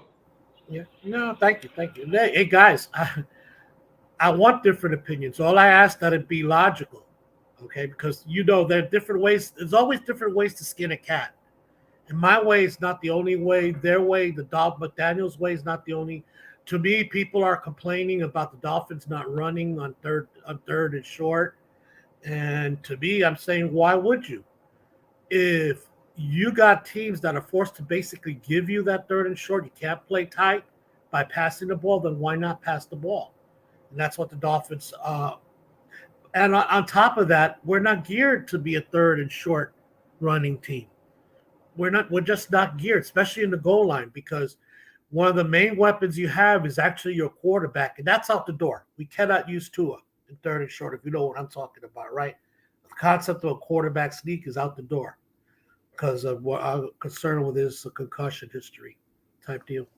Right. And He we're has not been rushing a lot line, recently, though. Yeah, and our offensive line is not constructed for being power gap. That's what you need on those third and short. It comes down to pure power. Pure power. Who's going to outmuscle the other? Who's going to get down lower? Going to outmuscle the other? Our line's not constructed to be that kind of offensive line. Yet we do all right with that. I think for example, I'm listening to people complaining. Well, the third when Tua threw in the end zone from the 2-yard line, why are you not running? The Dolphins never ran. What was wrong with that comment as it relates to that game? Do you remember the touchdown before? How did we score that touchdown? Oh, it was a third and goal, and it was a run by Raheem Mostert. So the Dolphins did run it and got a touchdown out of it. So to me, it's diversity. I don't have a problem. Per se with that. It's the way we're constructed. And sometimes there's no plays that are called that I have a problem with, which is totally different. Meaning what the type of play that they chose.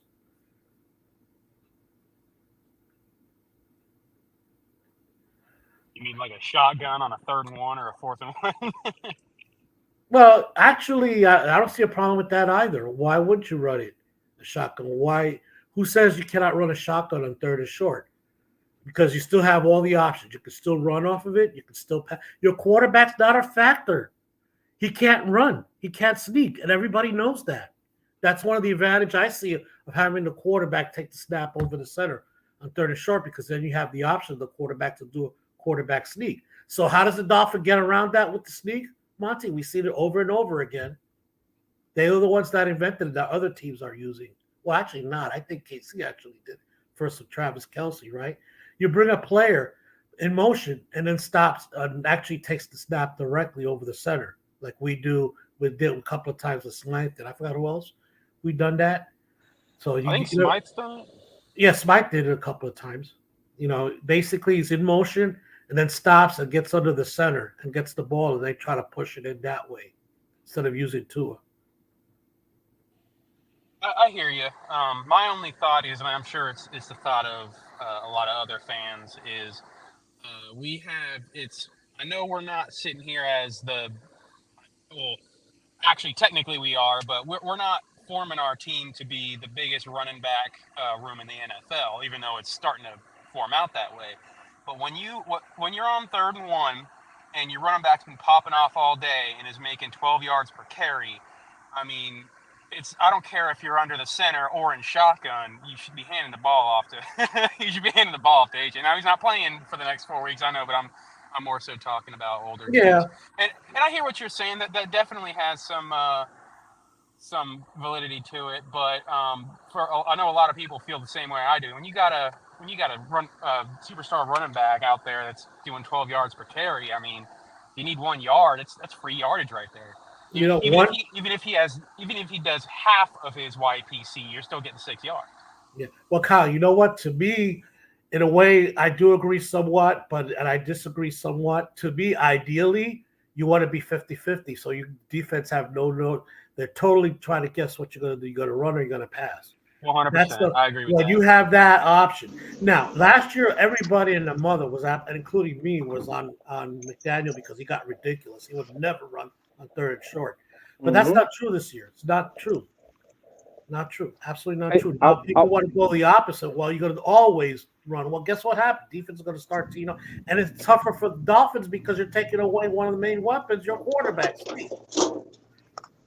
I wanted to say something like as far as what Raphael's comment, as far as with Hill one-on-one and McDaniel calling plays for Waddle. So look, I'm not saying this is a narrative, and I'm not saying just to say it, but ever since I want to say maybe the second quarter, despite obviously our running game playing great, as far as the passing game, can y'all hear me? Yeah. As far as the passing game goes, I felt, and again, I could be wrong, but I just felt this was a game that McDaniel, going into this game, what he wanted to do was basically get Waddle completely involved back into his offense. I think this was either whether it was confidence, whether it was his injuries, whatever it was, because you had you had the pass interference touchdown, you had the one that Tua threw to him where it got knocked and there was a pick six that was to Waddle. You had the Waddle in the end zone touchdown that it was beautiful, gorgeous pass, gorgeous, amazing catch by Waddle. But it just felt, and then the interception to Waddle, like that happened where he hit Connor Williams' helmet, Tua. Now, that being said, this just felt like it was a game that McDaniel all along, whether we want to make it about, McDaniel needs to involve other guys besides Tyreek, this was just a game, I think, for confidence boost. I think to get Waddle back into this, the scheme of things, and people to start fearing Waddle once again. But I'm not saying it was right for McDaniel to think that way, but that's what this game was about for Waddle, in my opinion. Yeah, at some points of the game, I agree with not the entire game, or that's usually target Tyreek Hill and talking about. But I agree with you. I think there were a couple, especially in the goal line, that he was looking to Waddle. I want to say this about Waddle, okay, guys? And again, this is one of the things I do miss about my show. When I hear people out there making a comment that's so one-sided and not justified, I have no option, but because I don't have a show. Now, on the interception, right? Personally, I think Tua's arm got hit by Connor Williams, okay, which caused that flutter.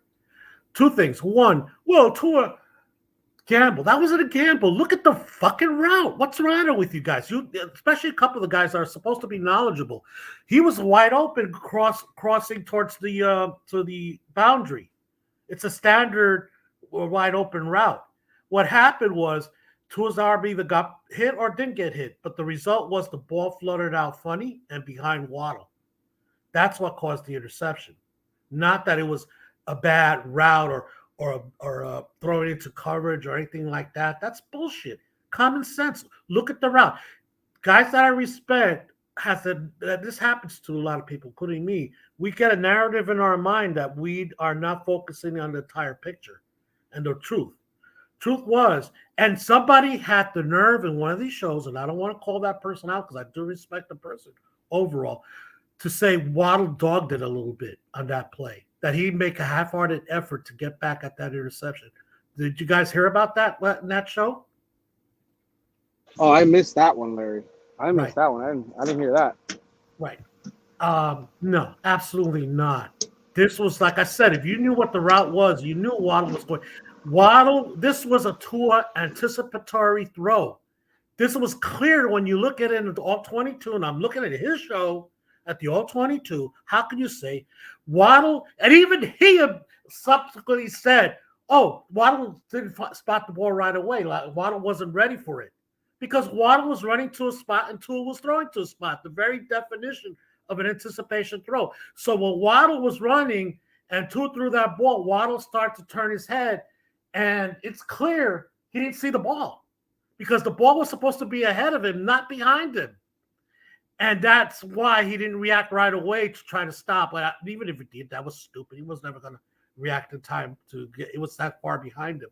But clearly you saw him start to turn his head as the ball was approaching, meaning that it was the anticipated throw and he was supposed to run his route. He's running his route and he's looking up and he couldn't find the ball. That's how he reacted. Then he continued turning around looking for the ball. That's when he noticed the ball was behind it and not been tipped. So how in the hell Waddle had a chance to even do that?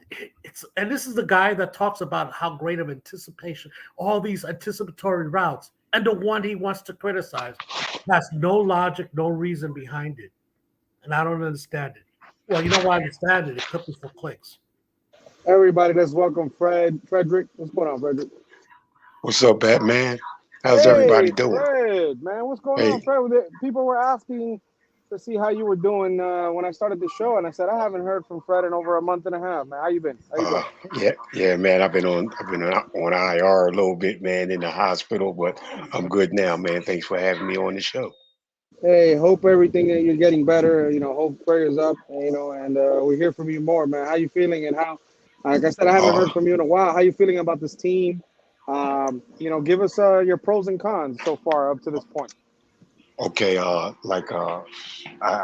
think I just heard you guys talking about the inside the 5 or right outside the 5-yard line interception. I say I blame McDaniel on that, man, and just due to the fact that, man, we had such a real good running game. I just think it's just too much congestion down there in the end zone for anticipatory throws, and you just go ahead and run the ball, man. Been working all game, and that I kind of blame that. I don't even put that on to it, man. I put that call on McDaniel. Yeah, Frederick, glad you're okay, buddy.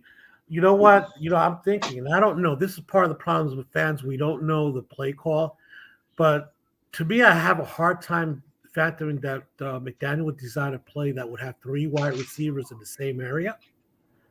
That's mean 3 wide receivers, and I think there were 5 covers there.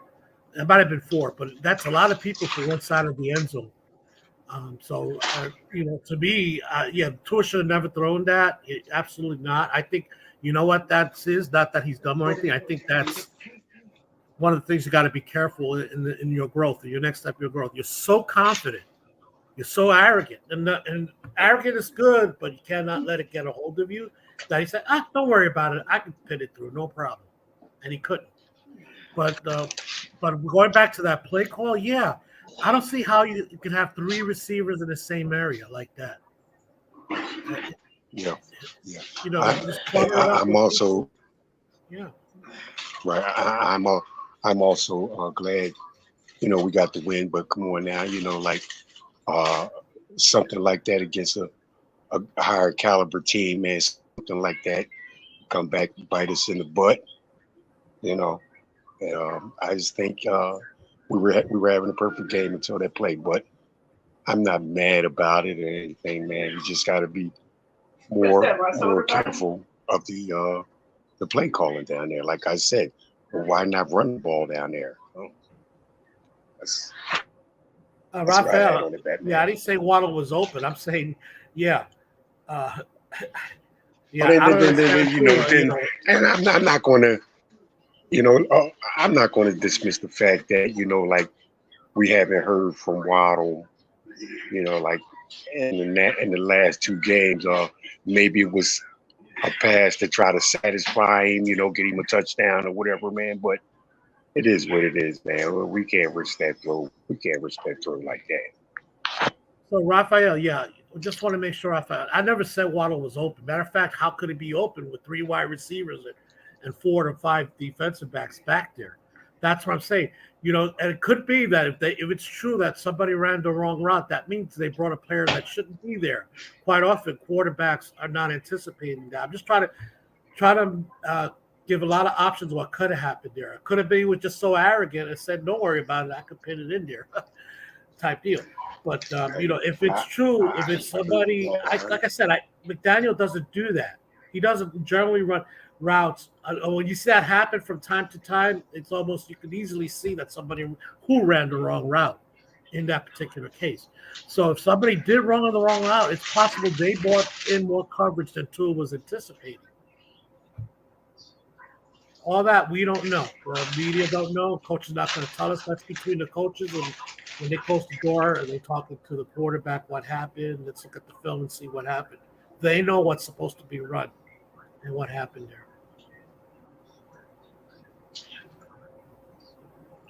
Oh, man.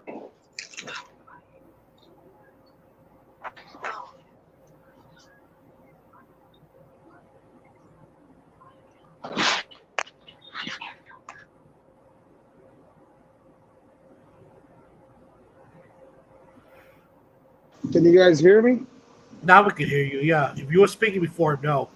Yeah, this thing is, I don't know what's going on with I don't know, is it StreamYard or is it me? I don't know what's going on, but it's coming in and out as far as like I lose connection of the StreamYard real quick. Really, really quick. Yeah. I didn't get to hear basically what Fred said. No, we were talking about the interception to Waddle in the back of the end zone. How I noted there's 3 wide receivers in there, and I don't think that was supposed to be. That was not by design. I don't think there was supposed to be 3 wide receivers in the same area. Because when that happens, you get exactly what happened. There's a whole bunch of players, theirs and ours, in the same zone. Very difficult to get open in that regards. Type deal. Yeah, like I haven't gotten the opportunity yet to see anybody's breakdown. I know Larry and CB83 had some of the best breakdowns, but I haven't been able to see a breakdown yet of the game. But you were mentioning, Larry, earlier when you came on, that you were talking about A-Chain's fumble that Dudley Durong spotted, where he got tripped. Right, Larry? That's what you were mentioning? Yeah, earlier, yeah. So I like to say something about the A-Chain fumble. yeah, but Fred, did you hear that? Looking back at it now, they should have called a penalty on the Giants for the trip because they tripped A-Chain illegally in that fumble that he had. Oh, did they? I didn't even notice that. Didn't even notice it. Yeah, and you know what? When Dudley Durong was showing it, he showed the referee was looking right at it. The female referee. Hey, dude, let me ask you guys this, man. Was the female referee, was she there on the play where there was clearly pass interference in the end zone? Did she make that non-call, or you know what, guys? was it a male referee? yeah, that was a female. I don't want to get into that. Oh yeah. Oh my God. Okay. Let me see if I can paste this. Because you know, Batman, when I seen that non-call, Batman, it came to me like I just for some reason, man, thought like the referee thought like, look, man, you guys are going to, you guys know you're going to win this game. Y'all don't even need that call. You know what I mean, Batman? That's messed up. That's messed up. Because look, like, it was blatant. That was blatant. Like, I don't. There's no explanation for that call for me. Honestly, listen. I was sitting next to Lewis, you know, and we're watching the game, and we saw that happen. Everybody, and I mean everybody, listen, that was clear as day, whether you're a Dolphin fan or not. That was a clear as day pass interference. I don't understand how you don't call that. I really don't. It's beyond me. It's beyond me. Guys, I found the replay on the fumble. the alleged fumble on Twitter, and I dropped it in chat. If you want to take a quick look at it.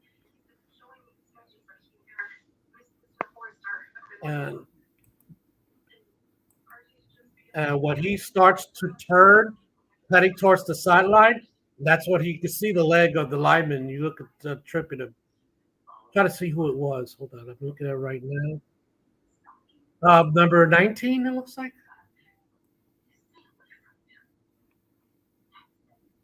You dropped it in the regular chat, Larry, or in the private chat? Oh no, I dropped it in YouTube. So regular chat. Oh, okay. I haven't seen it yet. It hasn't popped up. In StreamYard it doesn't show. So, okay. Maybe and you look at it from YouTube, you'll see it because I see it in YouTube. Oh, okay, yeah, I know that happens sometimes. Yeah. So I dropped it because I can't drop it in StreamYard for whatever reason. I guess you have to be the moderator to drop the link. But I dropped it there. So have a quick chance. It's a short replay. Watch him as he's forced to go horizontal because somebody got an arm on him, and then he starts running towards the sideline, trying to get ready to make a cut. Then you can see the lineman. I think it was number 19. I couldn't get the number. Tripped him. Let me see. I mean myself, man. I thought I seen the replay over and over. I thought, it was just a good play on the defensive back, man. He just happened to get that arm right on top of the ball and hit it, man. It's not like he was stripped or anything, man. He didn't even go for the ball. I mean, yeah, he didn't even go for the ball, man. He was just going to go make a tackle, and his arm just happened to wrap around the ball, hit the ball, man, and it came out. And just a temporary lapse in A-Chain's concentration, man. He's not even expecting to be, tackled. Another guy coming in, and I'll bring this up. I'm not defending A-Chain. It's just like the interception by Tua. It's just it should have never happened because the ref missed the DPI the play before, and of course A-Chain was tripped illegally. But even if it was a legal trip, he should have held on to that football. I'm just pointing out the ref missed a critical point in the play. And the ref was looking right at it.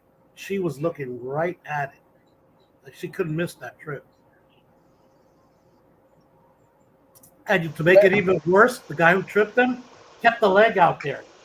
Even after they changed saying, he didn't even try to pull it back to look like, oops, that didn't happen. He just kept his leg out there. Blatantly kept it out there. Let me ask you, Larry, you and Fred and Kyle and Spider-Man, are you guys before we got into the conversation of the game? It feels like some people in the fan base are frustrated that our running back room is getting thin. Even with Jeff Wilson potentially returning soon, our running back room is getting thin by the loss of A-Chain. So now, how do you guys feel about it? I know a lot of people are frustrated by it in the fan base. How do you guys feel about it? Let's start with Larry. Go ahead, Larry. It's football. Now you see the wisdom of not depending on the bell cap. It's not only us. Look at all the running backs that are getting hurt across the league. It's just the Dolphins were smart. They were ahead of the curve. One of the teams ahead of the curve got squad players that fit their system back. If one goes down, the next one comes up. So it's one of the positions that you can't have to. But it's not us. The Jets have an issue with Brees Hall. Now he's back. There are other running backs that are down across the league also. It's just a position that's vulnerable to injury. Hey, somebody's got a lot of background noise, bro. Sorry to interrupt you, Larry, but somebody got a lot of background noise. I can barely hear you, Larry. Yeah, I hear it too. Okay, I have my say. Go ahead, guys. You got it.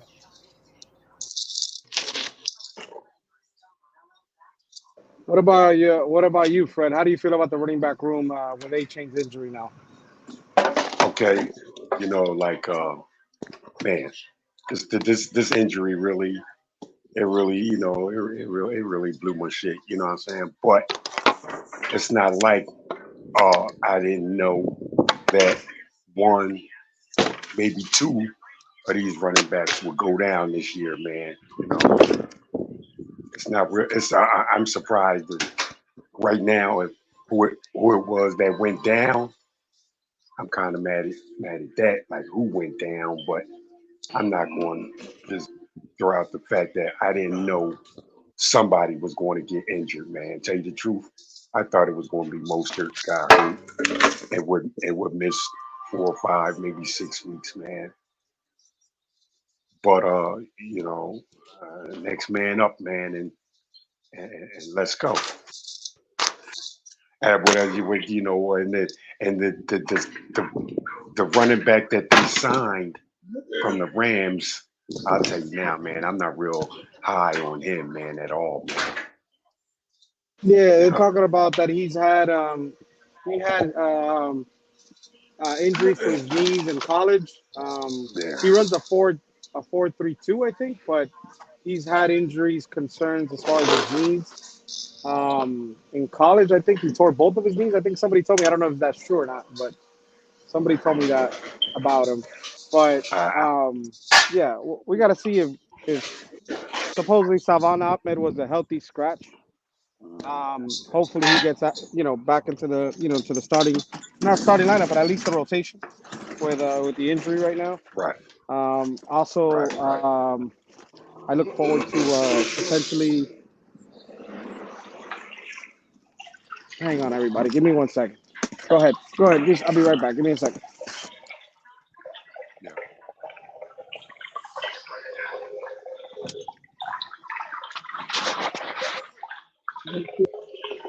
Making drinks, man. I like somebody making drinks. I hope that's somebody making drink.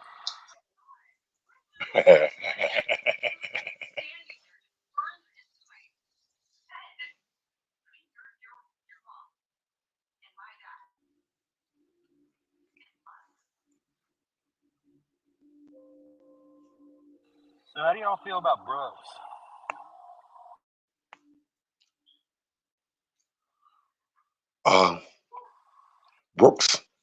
Brooks, I like. I think he ought to be used more of that down at the inside the 5-yard line. Right, If that's you what I was ask saying me. earlier today. Is he could be a mean red zone threat because a lot of people are saying, well, he's not fast, but he ain't got to be fast if you're only going 5 yards.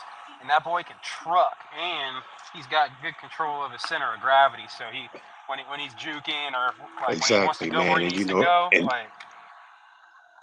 Yeah, Sorry, Kyle. And then something like, man, then there's something you got something like, guys chasing Mostert and A-Chain all game, man, by the middle of the fourth quarter at least, man.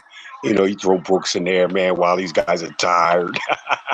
Oh And yeah. let him just run them over the rest and let him just run over the rest of the way, man. Run Right. guys over. I kind of seen that. And the Denver game, man, after Mostert and A-Chain did their thing on them, man, now these guys are tired. Now you bring Brooks in there, man, like now they don't want to tackle now. You know what I mean, Kyle? Right, exactly. Like that dude can run right through people. Kind of like how Mostert's is starting to show up this year. Mostert's running through people a lot more than he was last season. It's crazy. He's always been a very good runner. I mean, that's just staying healthy.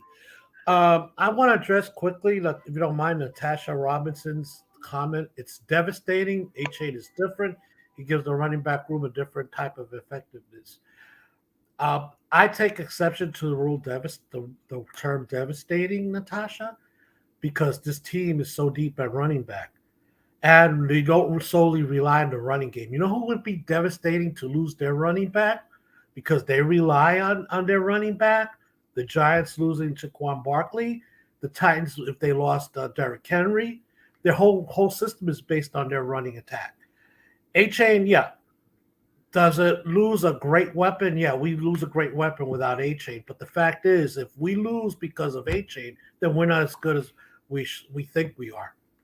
Because we're primarily first still are a passing team. Our passing game is what sets up the rest of the offense. And that's where my attitude's at right now. Like, do I think it's a good thing that A-Chain's out right now? No, but am I confident in my Dolphins that we can show up and show out every single week without him? Oh hell yeah! It's like a Ferrari going 1 mile an hour slower. It's still a Ferrari going 200 miles an hour. It's just not going 201 miles an hour. That's a great way of putting it. Still a Ferrari, right? Absolutely. Right. You know, the Ferrari without turbo. Let's put it that way. Still a Ferrari, but without turbo. Right. Can still get up to that 180 mile an hour range, but it's going to take a little bit longer. You know, I think, man, the offensive line, man, you know, they may get some criticism on pass blocking, man. But I think their run blocking, man, looks excellent, man. It looks excellent. You see these athletic linemen, you know, get to the second level, man, and keep running down the field, make blocks, man. I think that's huge, man. That's great stuff right there. Again, Natasha, you're harping words that people have been saying, and I just don't get how they conclude that. To win, we must have balance. There are very few teams that have ever had balance and won. You do one thing great, and you feed off of that one thing to help out in the other areas. I'll take the two extremes, right? KC with Pat Mahomes winning their Super Bowl. Did they have they haven't had a very good running game? No, they had a good running game, but they didn't win because of their running game. They needed their passing game. Then we take the team the polar opposite, the 72-73 Dolphins. Did they have a passing game? Not really. They had a great running game, but they weren't balanced offense either. So no, we need to execute whatever we choose to do at the highest level. That's what we need to do to win. We didn't lose to Buffalo because of the running game. And you know, and like I said, these are gaping holes, Larry. I tell you the truth, man. Whichever running back we were to implement next, I think if he's any kind of running back, he ought to have a good game.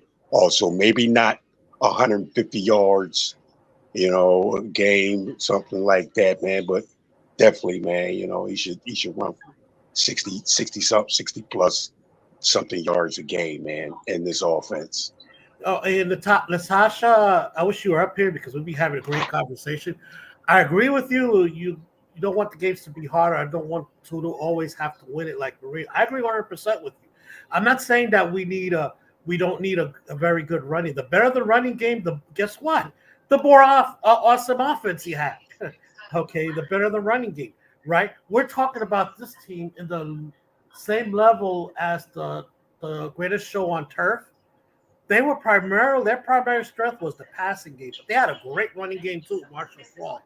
And that helps out. You don't have to do that. You know what really helps? Will help Tua and would have helped Dan Marino. We had a defense that was close to our offense in terms of level of play.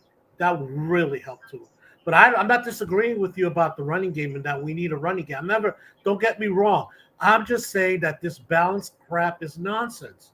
I said it before and I'll say it again. The beauty of this offense that McDaniel set up is not about balance. It's about telling the other team, you pick your poison, right? You pick your poison. You want to stop our passing game and you want to play two deep safeties with linebackers that are 10 yards off. We're going to run you to death. If you want to stop the running game, like the Giants try to do with all the men in the box and with the single high safety, we're going to pass you to death. You pick your poison. Okay. And there's no such thing as you do what you do to help you win what's correct at that time. The team is capable of running. The team is capable of having 350 yards a game. The team rushing. The team is capable of having 350 yards passing a game. They did it. Okay. So in every game, it's not going to be exactly the same thing. The truth of the matter is, running game, it was balanced. It was just as devastating to the Giants as the passing game. It's just that we passed a little bit more than we ran. Type deal. Solid point, Nene. I welcome you. Come up on the panel. I dropped the link. I don't know if you're in school, Nene, but or in classes. I know you say you're doing your finals, but hop on, Nene, if you get a chance, so we could get into the discussion. Get into this. I like this conversation.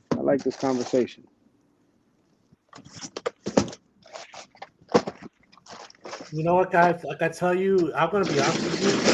I have not seen the replay of the Buffalo Bills game because like I just got so fed up listening to everybody else talk about all these things. But maybe I'm wrong, but if remember what I saw just from the one time the broadcast, I don't think McDaniel was running the same plays against the Bills that he was running against everybody else, especially in the running play with all. Yeah, he motioned out Tyreek. That's what I saw all the time. So that part, but what confuses teams is not the motion out of Tyreek. It's what you would call the eye candy, everybody moving around. And I didn't see that against Buffalo. I didn't see that motion, that scheming around there, that he held back on that for some reason. And I'm just curious why. You think it was just more the pressure though, Larry? You think it was more Maybe. like I don't know. we got Maybe Nene coming through. Yeah. There you go. That's Nene. Larry, have you met Nene yet, or you haven't met her yet? No, not at all. Oh, okay. Let me let me introduce you to Nene. She's big, the youth in the Twitter community, and a diehard Dolphins fan. She grew up here, South Florida, and living in Carolina right now. And she's a diehard Dolphins fan. What's good, Larry? Nene? What's up? Lady? You there, Nene? She's probably just shy, Larry, because of the the Miami Heat situation. Don't start, Batman. I don't know what's going on between you and about Batman, about the Heat, between you and the Heat, Batman. So I'm not going to comment. I know you're a Laker fan. Nah, because she's a Heat fan too. So, Batman, you really want to? You really want to do this here? Do you really want to do this here? Listen, man, I'm not going to talk bad about Tread the Heat. lightly, Batman. I'm saying this on your own show, but tread lightly with the Miami Heat. Listen, they're a solid team. They might win they might win the division. Who, the Lakers? Heat. Yeah, the Lakers are just arming up just to get swept by the Nuggets. The Nuggets. All that time just to get swept by the Nuggets by one man. You're kidding me, right? The Nuggets? Really? Hey, at least we beat them. The Nuggets? At least we beat them in the finals. One game. We beat them one game. So you got swept. You got swept like you just got swept, bro. Like a girl getting swept off her feet, leaves getting picked up by a gust of wind, something like that.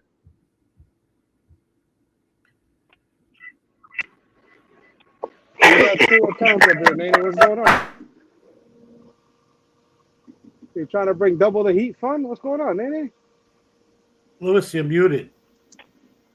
Lewis Nene's is back. Yeah, we got two Nenes here. Okay, we got one.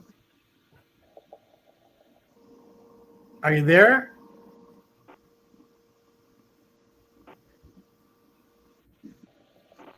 Oh, wow. I can't hear her. Can you guys hear her? No, I don't hear nothing. I just hear you. Lewis? Lewis, can you hear us? Man, y'all scared Nene off, man? Is that what y'all doing up here? Guys, wow, I don't scare anybody anymore. You're right. Hey, I just wanted to come up here again. Listen, there's people that, think that me and Larry have bad blood and stuff. I just wanted to come and welcome Larry to the panel again. Good to see you up here. And I got to say, Larry, you've been pretty good today. You've been on point, man. I haven't disagreed with a lot of what you're saying, Larry. You must have been listening. You must be listening to me now, Larry. Oh, God forbid. I don't know why.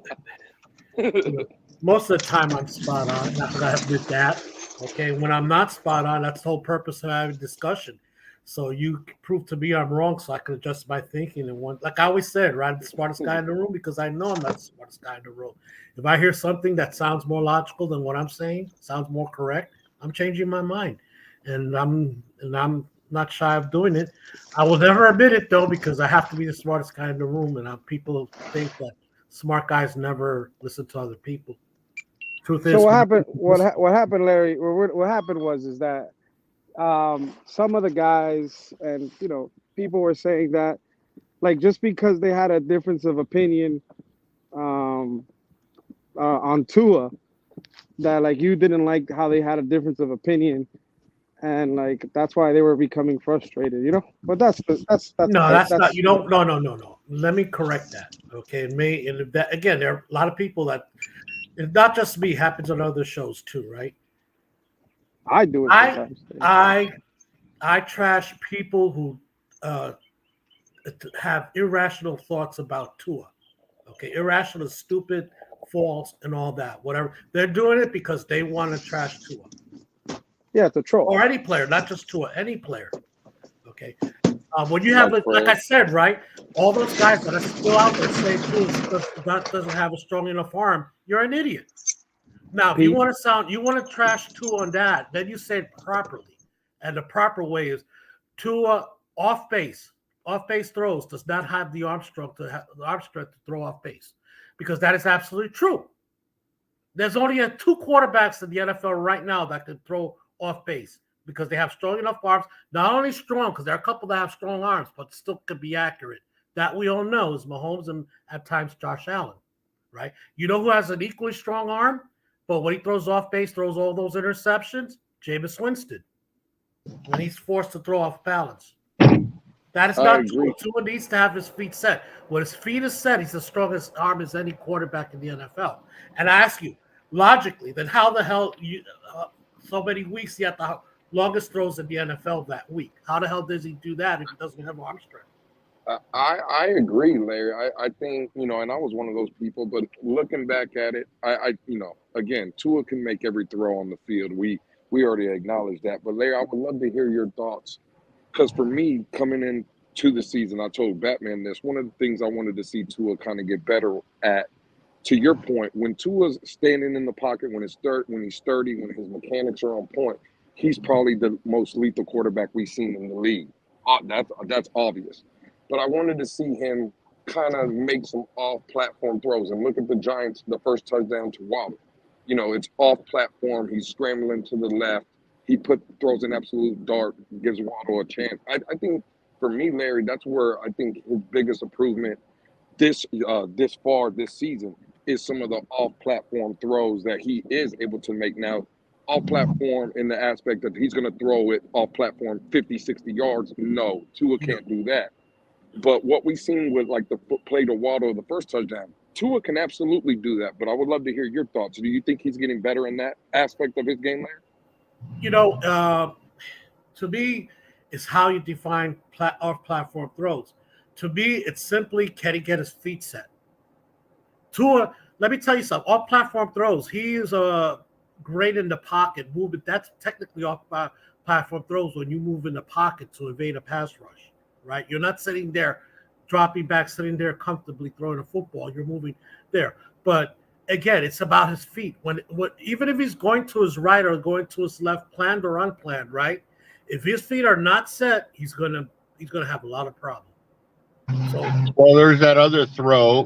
By the way, I have to say it, Larry. You're a moron. Just wanted to say it to troll you. Todd, what's up, buddy? But there was that other throw that he moved up in the pocket to play right before A-Chain where his feet weren't set. And he threw that dart to Tyreek Hill, who slid down in between two defenders. Well, I disagree. For him, that was set. He's moving forward. He's throwing off this correct leg, right? What was the throw that he didn't? This was the one that one of his interceptions this year. And this is the one that I think the last time I had this discussion about you being a moron, not you, the person, right? He threw deep and it was intercepted. It was off. If you look at his body, right, he was throwing to his left, but his feet were pointing to his right because he saw the guy breaking up and it didn't take the time to reset. And he threw a duck. Okay. And they say, well, Tua can't throw it. No, if you look at the play, he did not have his seat properly set up. Like I said, I'm being real here. When Tua sets up properly, he's as good as any quarterback in the NFL in terms of arm strength, accuracy. When he does not have the proper footwork, that's when his problems happen. He just does not have the Pat Mahomes ability to awe you. And people will go back to that Super Bowl when he lost his Tua. That's when I became a diehard worshiper of Pat Mahomes, right? He was doing everything in his power with no offensive line protection to help his team win. And he was making these crazy throws. He was literally falling backwards in the pocket for pressure coming in there, throwing 20, 30 yards downfield, dying. That is awesome talent. That is so rare. That's why he's my number one quarterback in the NFL. He could do those things. But nobody else could do those things. Not Josh Allen, definitely not Tua. So, no, to me, that's not – just like when he rolls out to his right, and you can see he actually practices that. Did you see that tweet from Hicks when on the one that no, it was that Tyreek Hill touchdown when he jumped in the pocket. He jumped up basically under control, jumped, and threw the football downfield. And you could – Hicks put out showing the same type of play they're practicing over and over again type deal. He could do those throws. To me, that's just part of setting up properly and setting up to throw the football. Is the other ones that he can't do. Off-leg throws, one-leg throws. You know what? That's the slice in golf, right? When your body is pointing one way and your club head hitting the ball is going the other way, creates a slice. That Tua cannot do. He doesn't have that arm strength. He doesn't. People were talking about the Waddle interception where he's trying to flick the ball.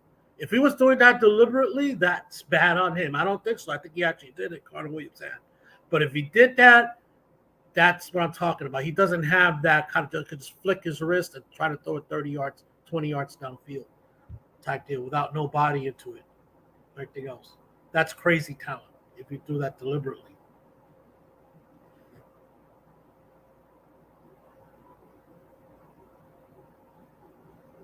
Okay. So, guys? Yeah, I'm here. What's up? I'm listening. Hey, what do you think about the game coming up, Carolina? Listen, they're Carolina. 0-5. They're 0-5, but we have to pay. We have to come in strong. We have to attack early, and we can't be complacent. I need to see a high-powered offense from this team.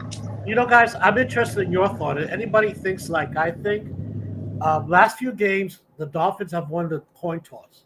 Here I am talking about the coin toss, right?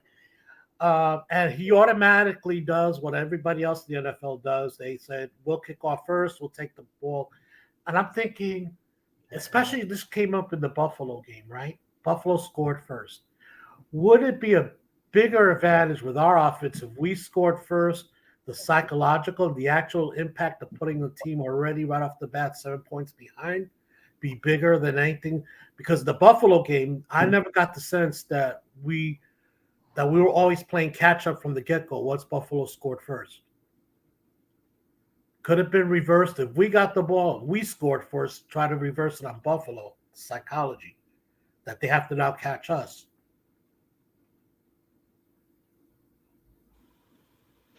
I can kind of see that. Yeah, go ahead, Kyle. I can kind of see that, but I think he might just play it safe, do the normal thing, and just take the ball after halftime, because I think with just how high-powered our offense is, no matter who gets the ball first, I think we have the ability to get the upper hand on the scores before the half, no matter who gets the ball after the half. But with that said, Carolina has not the worst, but one of the worst run defenses in the league. On top of that, they're in their secondary, their top performer, I think his name's Devontae Jackson, something like. No, I'm trying to. It's like Dante or Devontae Jackson or something like that. But he's their corner, and he's like one of the top producers in the secondary. He's out with an injury this week. I think his knee. Their safety Xavier Woods is out.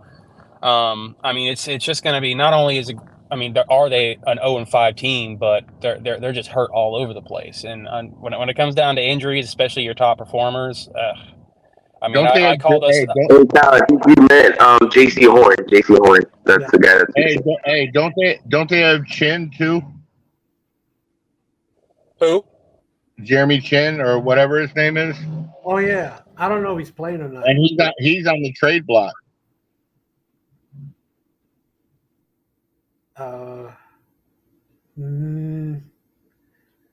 Tough call.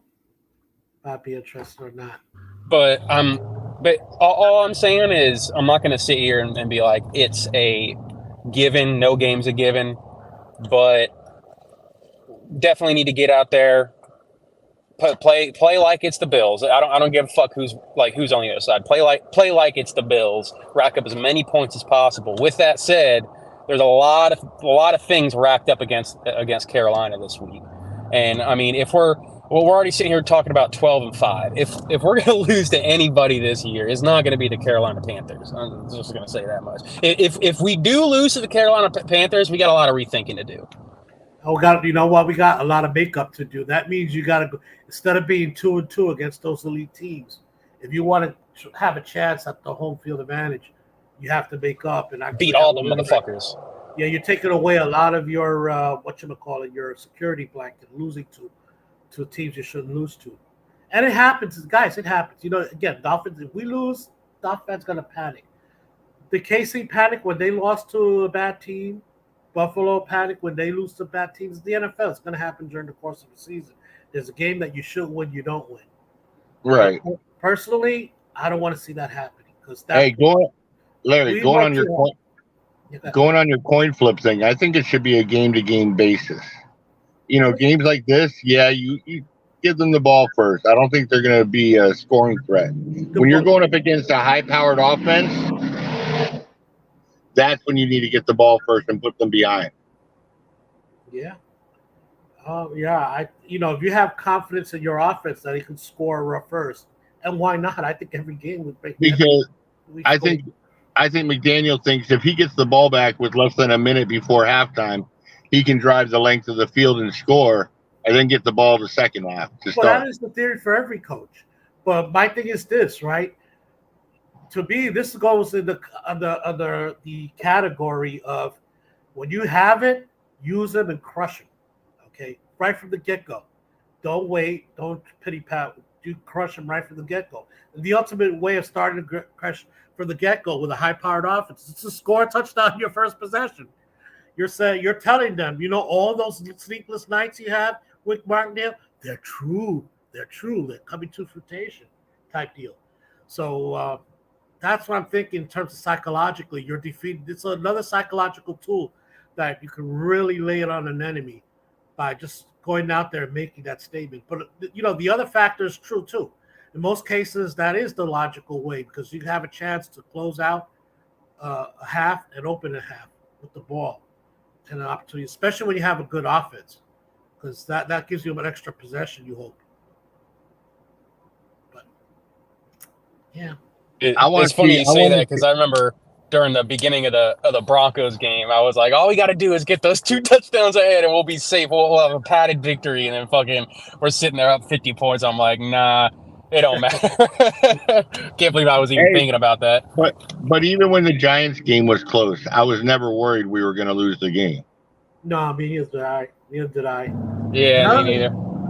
The only game I was worried about, obviously the Bills, we never got the lead. We were always behind. Like I said, I never thought we really had a chance to catch out because we got so far behind and our defense wasn't stopping the Bills. But the only chance I thought we could have lost was the first one with the Chargers. Because all I could think of, I'm watching that game, guys, and I lived through it in the prime. I'm thinking this is Dan Marino Dolphins again. And that extra point miss was devastating. You're like, all they need is a field goal. Right. And luckily, this is not Dan Marino's Dolphins defense that they held up in the last possession. Because this was Dan Marino's Dolphins, in that last possession, they would have scored a touchdown. So we would have lost with no time on the clock. Yeah. Deal. So that was the one game that was in doubt all the way through because the defense was not playing well. And, and I was confident if it came down to the last possession and we had it, we had to score, we would score. But my fear was my memories of the Dan Marino Dolphins was like they have the ball last, needing to score. Now, There's nothing we can do about hey, it. all the trade rumors are coming out. Do you guys see us doing anything? No, nothing meaningful. I mean, can another Chase Claypool type happen? Yeah. The fact is, gotta ask yourself. Simple question: where can they enhance themselves? And then after that, Linebacker. there are not that many positions, right, that are out there. Then when you could limit the positions, there are a limited number of players that are available that you might be able to help you. For example, right, with the Denver Broncos, everybody's talking about Patrick Surtain. Really? Really? Think about it. This is a short-term issue with Eli Apple. It's not a long-term problem. We're getting Jalen Ramsey back. So you're going to go in there. You're going to use a lot of capital. Make absolute no sense. Larry, can I ask you a question though? Yeah, now I'm not talking about low-hanging fruit like Chase Claypool. I know, but can I ask you a question about what you just brought up? Yeah. Now, what if you were to make a play for a Surtain for the future? He plays now, but you know Ramsey can play safety, and he's been looking for that safety that can move up and all over the place next to Holland. Mm-hmm. Now, I'm saying X won't be here after next year, I don't think, or after this season. I'm not so sure about that. Well, listen, it depends on Cam Smith. You could have your future corners with Cater, Cam, and Surtain, with Ramsey playing that safety, running around all over the place with Holland. My question is this that nobody talks about. Let's say X proves out that he plays well, but he doesn't quite play up to the amount of the contract, right? Guys, how easy we forget. They always can renegotiate that contract and get him on a more. But he has to be a willing participant with how he is. I don't know. He's not going to get that money from anybody else, just like other players out there. So it depends how much he's looking for, how much. And then again, it depends if X goes. But to me, odds are no, X is not going to play at that level that they must negotiate it. And while it's not going to be like a $20 million hit, it's still going to be an $8 million contract. I think they don't want to go that way. But it's possible. If X plays at a legit Pro Bowl the rest of the year out, yeah, why would the Dolphins not do it? They're in the win now mode for this year and next year. But they would have to negotiate that, and I think they'll be open to that. But I'm saying it's just not as given as you guys make it out to be. If I'm playing the odds, he will not be here. I agree with that, but it's not a given. It's just like it's not a given Akbar's not going to be here either, because everybody assumes he's not a system fit. He can't play. What happens? Akbar continues to play the way he's played throughout the season to the playoffs, like he's done the last few games. All of a sudden, very reasonable to try to bring that cap hit down and keep him here. Not anticipating it, but it's possible. Yeah, I'm with Nastasha. I'm more concerned with Bradley Chubb and Baker. Chubb, you know what, guys? Chubb has been playing very well. That's the truth. But it's also true he's not playing up to his contract level. You know, if he was making $12, $15 million a year, I don't think we have a gripe with Chubb. But when you're the highest paid player at $22 million, Todd, about $22 million, yeah, we expect a $22 million player, and he's not that yet. There, not that he's playing badly, not at all. Hey, Ron, how's it going? I see Ron in the comment section. What's up, Ron? Hope everything is well, Ron. But yeah, Chubb, listen, that's another guy, Larry. Chubb is somebody that the fan base is pretty angry about. You know what I mean? How do you feel about it? Well, hopefully that's all we're angry about at the end of the season. Instead of not winning the Super Bowl or something like that. Pretty petty to be angry at any player when you win the Super Bowl. But hey, why not? Let me ask you the hard question, Larry. So this one's hard for me. Based on what we're seeing from Christian Wilkins right now, and I'm a diehard Christian Wilkins fan. How do you feel? Like, what does he have to do for the remaining of the season for you to give him anything remotely close to $20 million per season? Well, if the Christian Wilkins we've seen playing the last two games, yes, absolutely. he's been a beast the last 2 games. Again, he's not going to have super high because of the position he plays, but 7 pressures and he had like 4 the previous game. That's what you guys see. You all guys thinking of sacks. I'm thinking of pressures. D tackles more pressure for the pressures because that's the one that forces the quarterback and the ones that make quarterbacks uncomfortable in the pocket that creates sack opportunities for the Phillips. But to me, that's the one I discount the Giant game. I got to see because he had 7 pressures. That's an insane number. That's an Aaron Donald type of great game. Had 7 pressures against the Giants, but it was the Giants. So if I see what he saw in the first 3 games, no, I wouldn't even sign him back, period. I let him walk and use that money to get someone that'll fit more a system type deal. At what point do we make it as a priority for a fan base? Well, we need to resign Robert Connor or Van Ginkel during the season. It's up to the team. It's not us. It's up to the team. And you know what? It's up to the player too. Their agents. Everybody assumes that everybody in the Dolphins. Oh, give me a contract now. No, there are some players that are going to bet with themselves, and if they finish out the year in the Pro Bowl, they're going to command a lot more money than the Dolphins would offer in an early extension. That's Hunt. That's Andrew Van Ginkel. Man, Van Ginkel plays like this towards the end of the season. He's going to be an all-pro level player. He's going to get $25 million a year from somebody. So he probably could be betting himself. To me, I'm a conservative guy by nature, and I'd rather take the sure thing as long as it's reasonable, in my opinion. But some players got to gamble on themselves, and some going to lose, right? Look at what's happening with what's his name, Dalvin Cook. Right now, he's a big loser. Who else is a loser? There's another player that's a loser, not having a good year. Type deal. So, as far as guys betting on themselves, I'm betting on themselves. Yeah. Christian Wilkins on our side right now. To me, he's a loser right now. I'm betting on himself. He has not been up until this past game. Has not been the dominant force that we saw last year. And if he continue to play other than the Giant game the way he played the first 3 games, he's a loser, a big loser. He's not going to get even the $17, $18 million a year that he probably would have gotten. Yeah, and even that Giant game didn't boost his stock because they were down to a 3rd string center and rookies across the board. It's the Giants. That's what I'm saying. It's the one player. Overall, I don't discount it, but when you the fact that it was the Giants, it's an NFL team. But when you look at it from an individual basis and padding stat numbers, that comes into play, especially when you're talking about contract. So to me, a win's a win. I don't have a problem with that concept. But if you're using that to try to negotiate a contract, I'm saying against the Giants, you got 7 of your 14 pressures this year, or whatever the amount is. No, I don't think so.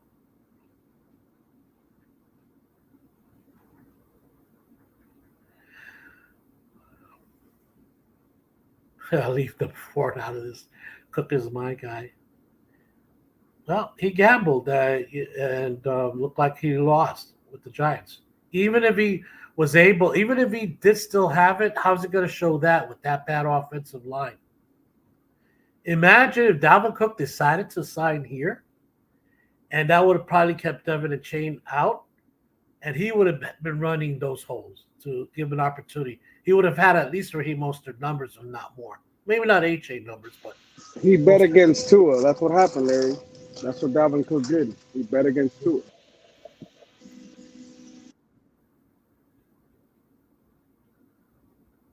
Hey, Scotty. Yep.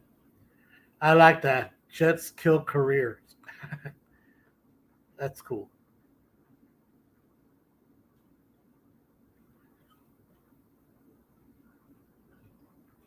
Dolphins may be the new Miami Heat. Dolphins create careers. Get you overpaid. Oh, that's an insult, Larry.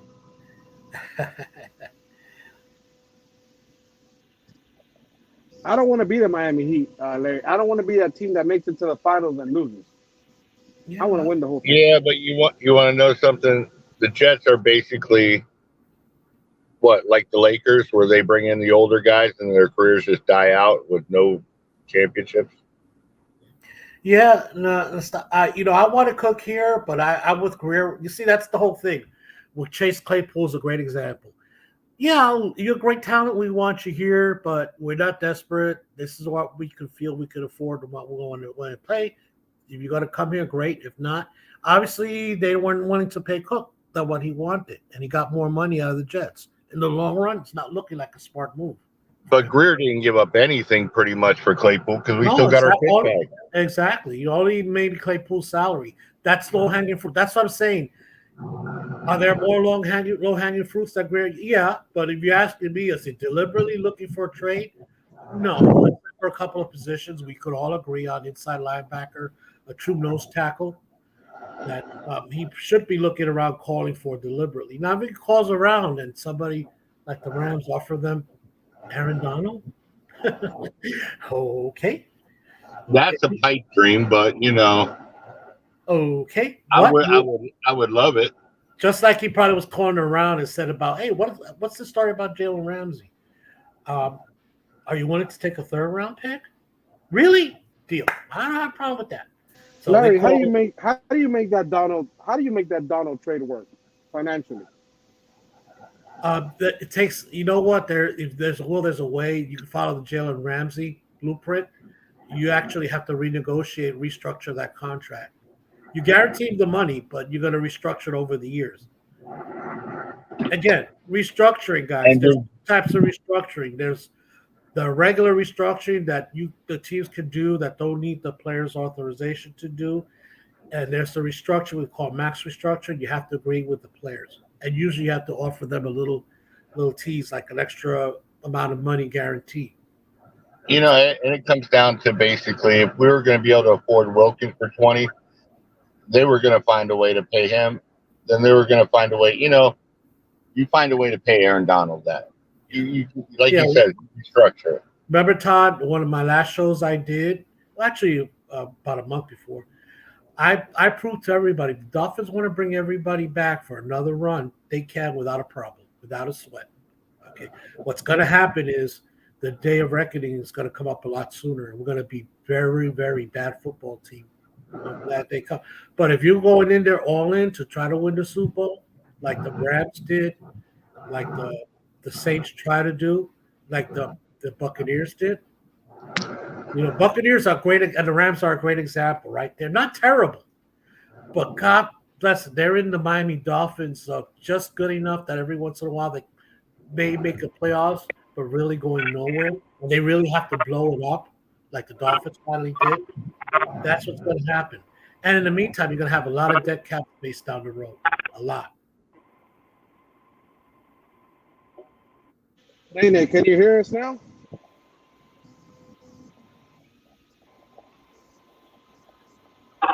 Anybody hear Nene or no? I can hear. I can't hear it. Hey, I can hear I sound something. like I'm in Oh, the there you go, Matrix. Nene. I can hear you now.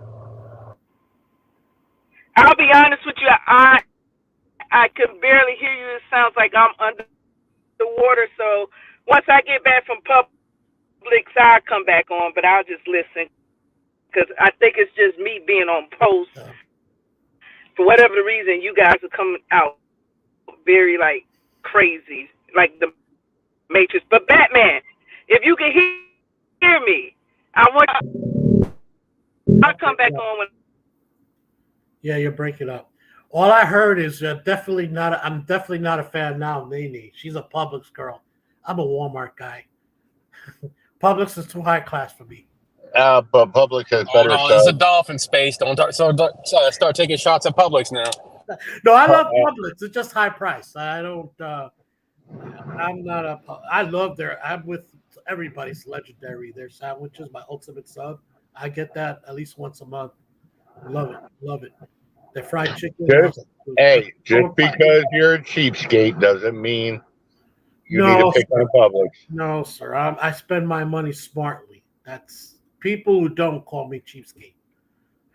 and they're generally poor. Right, Todd?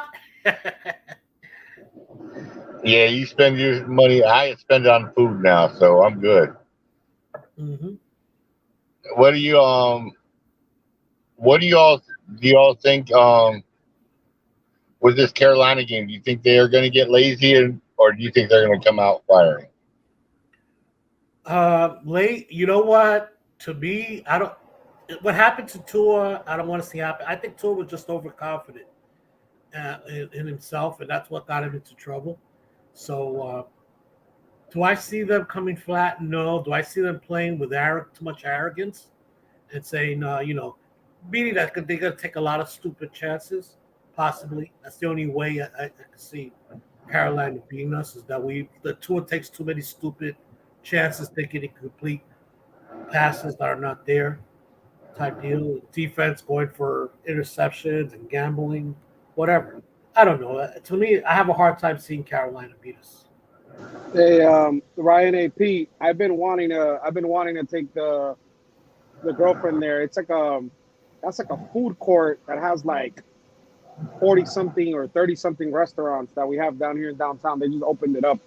It's called it's called Julia and Henry's. I've been wanting to go there, Ryan. Give a thumbs up. Give me a thumbs up if it was good. You said it was a great. Oh, you did say it was great food.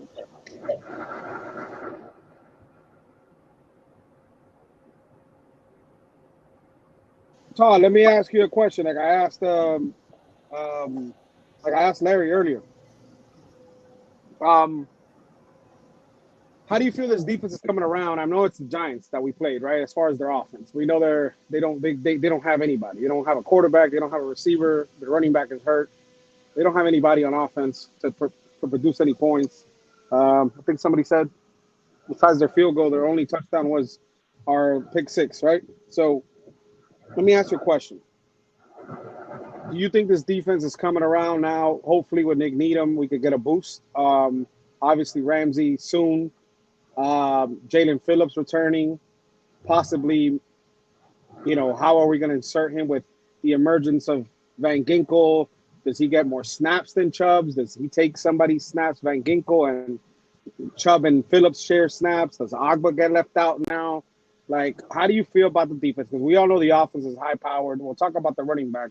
But, Todd, how do you feel about this defense right now with, our expectations being high? Listen, against the weaker teams, I'm fine. But against these high-powered offenses, I'm not going to feel comfortable until a Ramsey gets back or Needham, because I don't like Cater on the outside or Apple. I like Cater in the middle, nickel position. He's great.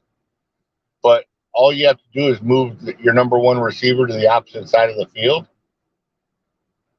Until we get like a Ramsey back or Needham, that's what I'm waiting on. Because Buffalo, that's how they killed us. Yeah, but like I said before, Todd, I think people are overrating Needham real badly. Okay, he's not gonna in of himself gonna improve this defense. That's why we get Ramsey back. That's what I'm hoping. Ramsey comes back sooner than later. So Needham, but I still think Needham is. So look, Larry. So what we've been hearing, and again, we got to take this with a grain of salt, right? What we've been hearing is, how we were hearing rumors about Ramsey, what Fangio wanted to run with Ramsey on this defense with that star position and moving him around like at safety, corner, everything.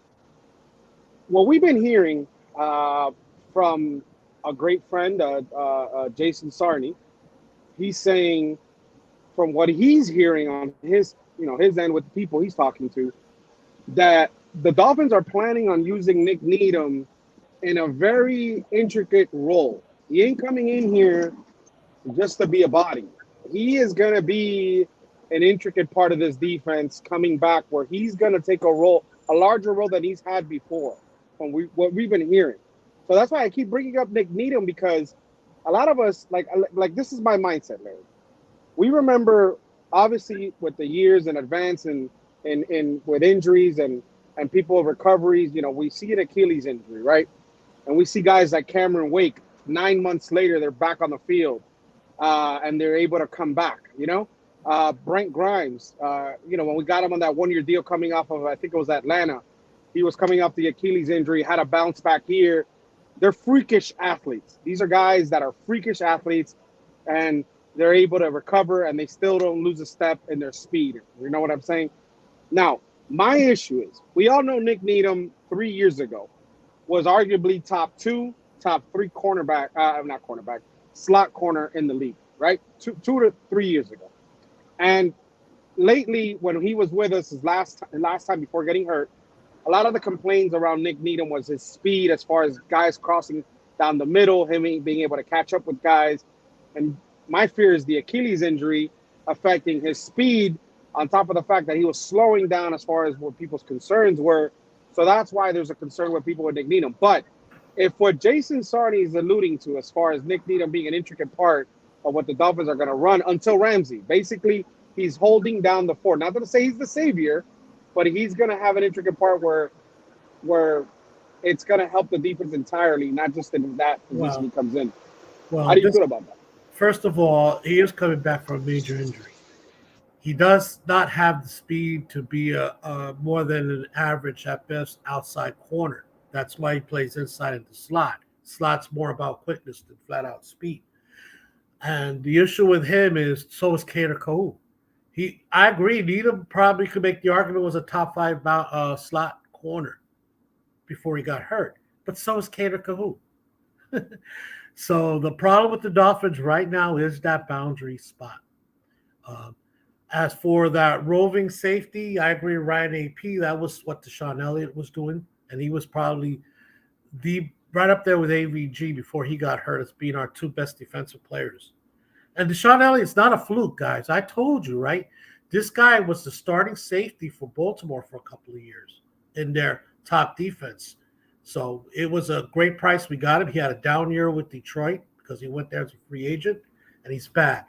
So the fact that he's played safety, I told you guys, once this guy's a hitter. Remember I said once we got to see him play, I would not be surprised if you fall in love with this kid. Now, we haven't seen the hitting part of it yet, but type deal. So I don't see this thing that, again, Nick Needham is what he is. He's better. You can make the argument, and I'm not going to disagree. He's better than Eli Apple. But how much better? I'm sorry, just not enough to affect the play of the Dolphins to increase the level of Dolphins defense. It's getting Jalen Ramsey back. And Ramsey going to a star, possibly, but you have Javon Holland that could do that. You can have possibly Howard even going there if he stays around next year. So you have a lot of options. So it'll be interesting. Right now, our weakness is that boundary corner. That's not actually, guys. Our weakness is the entire secondary. It's communication issues. Okay, communication issues. Early part of the year was tackling. They still missed a couple of tackles on Sunday's game too. That's got to stop altogether. But communication issues is the real problem. Communicate, and they're still learning. I personally think they're playing too far off, and I think that's not what Fangio wants. They're playing it too soft type deal. Fangio's a bend, don't break, but he doesn't bend 10 yards like they've been doing. That's what Josh Boyer did. If you know what I'm talking about, right? You're playing technically a soft zone. Yeah. But a soft zone is you give up a 5-yard pass, but you're in a position to come up and make the tackle and keep him from getting the first down. We're playing too often that I see. If it's a 3rd and 10, we're playing a 10-yard, which is what we did last year with Josh Boyer. And then we're missing tackles on top of that. Can't miss tackles on a bend, don't break defense. Can't. That's been Eli Apple's main. Yeah, he got beat once. So what? Everybody gets beat. The fact is, he's not giving up many long balls at all. Okay, but the fact is, when we had a problem with Eli, it was his tackling. He was the number 1 culprit in the secondary in terms of tackling. Can't have that in a Fangio's team. Remember, guys, when I said Kader would be perfect for Fangio? Why? Because he's a great tackler. And that's what Fangio asked out of his secondary. Great tackling.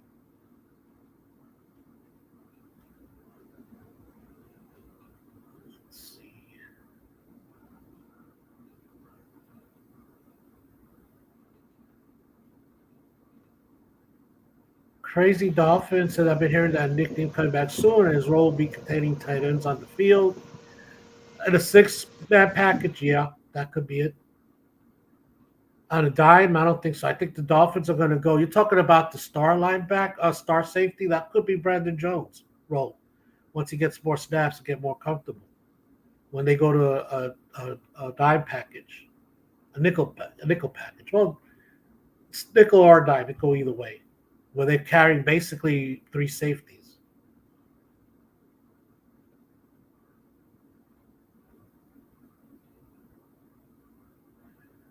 Crazy Dolphin, we didn't start out well in the run defense, but I disagree about the run defense. Is it as good as last year? No, but it's not a weakness either. We're doing okay in the run defense.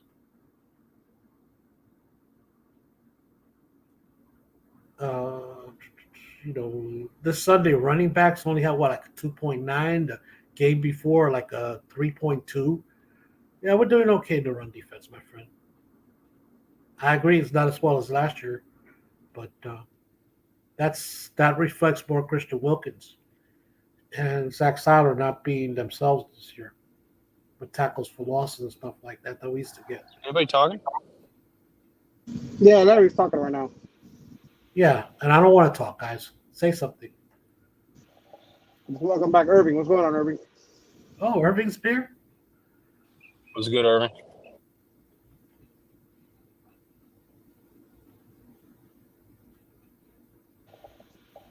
Irving, he's fighting to get back healthy. He hasn't been feeling well. Scotty says, crazy, I disagree. We got beat in the game with our linebacker. Yeah, that was early the first 2 games. Again, Scotty, I know you weren't here when I first came on board. One of the things we're forgetting is this is a new defense. So we even knew they were going to have problems. But us being fans take it to like every game. Is that great Dr. Pepper commercial? You see the commercial, Batman? Right? Where they're watching, all the fans are together watching the game, and all of a sudden they give them a terrible play, and they're going in there. The season's over. Blah blah. We suck. Why am I a fan of this team? And it's the guy still in the sheriff saying, "Hold on, that was just the first play of the game." That's us, right? And we knew they're going to have some issues getting the defense up to snuff. I personally think it was more than I had hoped for. I agree with you in that sense, but I'm not panicking. And like I said before, can this defense be a top 10 defense by the end of the season? Yeah, can be a top 10. May not be actually top 10, but they're going to play as a top 10 by the time the season ends. That's what we need. We don't need a top 10 defense. We need a top 10 defense that's playing at that going into the playoffs, if you know what I mean, right? A defense can start out the season great and then blow it up like Buffalo did. Buffalo ended up the number 1 defense. But by the time the end of the season, the playoffs came, they weren't playing like the number 1 defense. And we proved that out with them. We need our defense, just like our offense, to be playing at its best and towards the end and into the playoffs. And that was my kind of overall thought with the whole Fangio deal overall. Like you kind of said it earlier on a couple hours ago where you were like, you got to remember, guys, like we still got to mesh with this new coach. And that's what I was kind of thinking when we got him was, well, how long into the season is that going to take before our defense completely meshes with our new coach? And I still believe it can happen. I don't think we're down and out in it by any means. No, not at all. There's a lot going quietly, guys. The defense is getting better and better and better. Quietly. Okay. And we're still seeing, like I said, the tackling was one of those issues. Communications has been the biggest issue of all. And even they admit they still have communication issues. Again, as much as they were dominating the Giants, they felt they were still having some communication issues in the secondary. So, and that's the player saying it, not me or not some other analyst type deal. So, that's got to be straightened out and all that. That's only takes time. It's a new system for the players. Why? When we're not in this situation with the offense, we can always say, "Oh yeah, we went through that type deal. We had to go through that." But when we were going through that in the offense, we were criticizing being fanatical about the offense as it was getting better and better. Type deal. Like I said, talking about playing well at the end, not in the beginning, that's exactly what happened to our offensive line last year in the run game, right? In the run game, they were clueless as where to go. You could clearly see that in the all 22, and even the public, of the original games, the first few games of the season, where you could see Robert Hunt lost, and we goofed on Austin Jackson standing around looking for somebody to block. They did not know what was going on. They didn't understand what they were supposed to. But as the season went in, they understood what was asked of them, and they were doing. They got better and better in the run game. The injuries happened at that point, but we still had. Still, our run game was not the weakness last year, even with all the injuries in the offensive line. Not everybody's relatively healthy, except for Tehran in the offensive line. Then a year plus of the system, and we're dominating the offensive line. That's the real deal. That's not. Oh well, we're not playing only the Giants. We did that against Buffalo. We did that against the New England Patriots, right? Who are the best, even though they turned out to be a bad team, still have an excellent defense. Still do, even with Matt Judon out. Their problem is not their defense; it's ours. I think you're touching on it. With guys like Austin Jackson being healthy, contributing, being a solid, guy as a right tackle position. Biggest surprise for me has been Kendall Lamb, right? Lamb stepping in at left tackle. No, not me. I have, now it's off the air, but when we first got Lamb, I told you this is a great sign. The kid is a standout backup tackle. That's been his career, being a backup left tackle at Tennessee, even to the point where one of the players, when who was the coach, Mike Rabel, at one point was asked about who he regret losing the most. He mentioned Kendall Lamb because of his ability to come in and hold the fort when we had injuries there. So to me, my issue with Kendall Lamb is the long term. Can he hold out for the long term? For a short period of game, 2, 3, 4 games, not at all. He was good last year too, guys. This is what pisses me off. All of a sudden, people discover Kendall Lamb. He was good last year in preseason. When he got into first half, he was great. Then he got hurt too. Yeah, he only had like 70 snaps for us, so it's like but it's hard for me to determine. Great. Also, we saw that his ability, just like we saw it this year.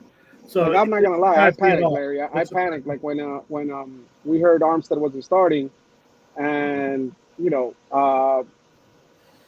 having not Armstead there, I understood Lamb when he played last year in that one game. He looked decent, right? But that was my fear. Now I have a new fear, Larry, and this is the subject that I think a lot of people don't want to talk about. But my new fear going into this season, and I saw it in Buffalo, has been the trash play of Liam Eichenberg, and he shouldn't be your backup center. And here we are, thinking we don't need a backup center, right? Like we didn't have that issue when we had Dieter backup center. Now we have an issue, and I don't want to see Liam there. I rather see the UDFA. I think his name is Samalu.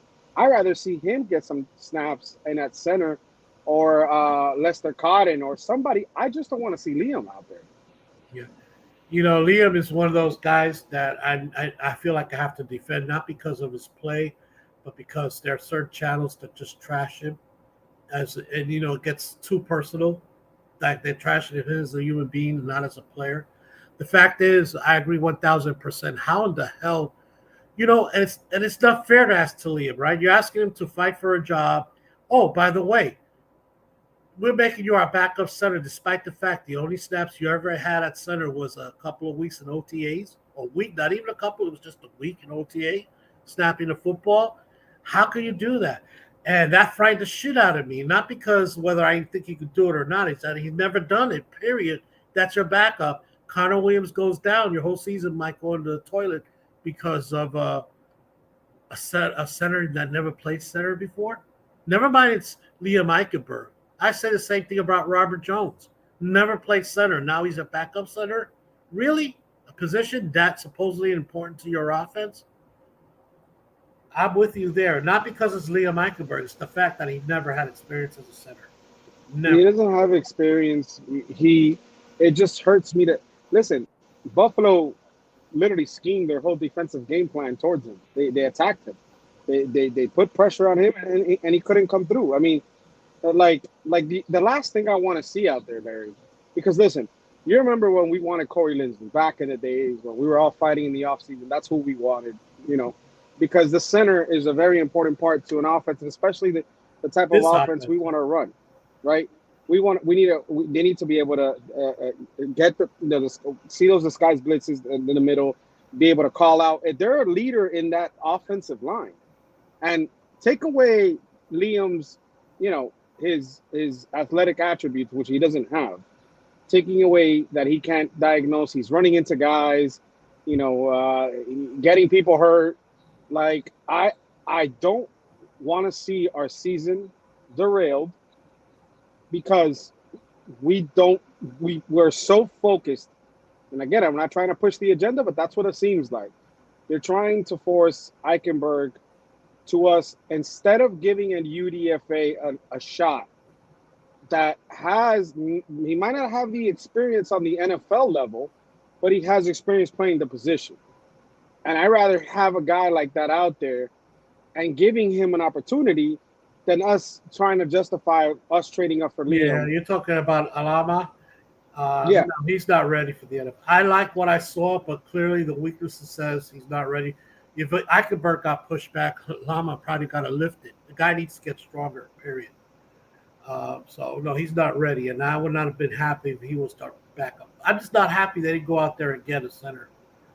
We don't have one. We don't have I'm not talking I'd be great, but at least proven to be able to hold the fort a little bit. There's some. And I know everybody wants Ben Jones, but I mean, he's leaning into retirement because he wants to return specifically to Tennessee if he returns. Or he probably wants to go to be a starter as well.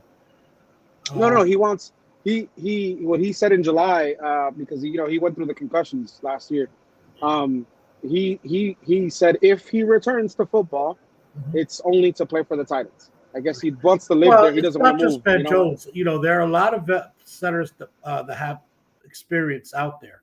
They're not going to be great centers, but they have experience, and they're not going to, snap away. Eichenberg had a couple of snap issues too. People get all over Connor Williams, but they just don't want to get over Eichenberg about that.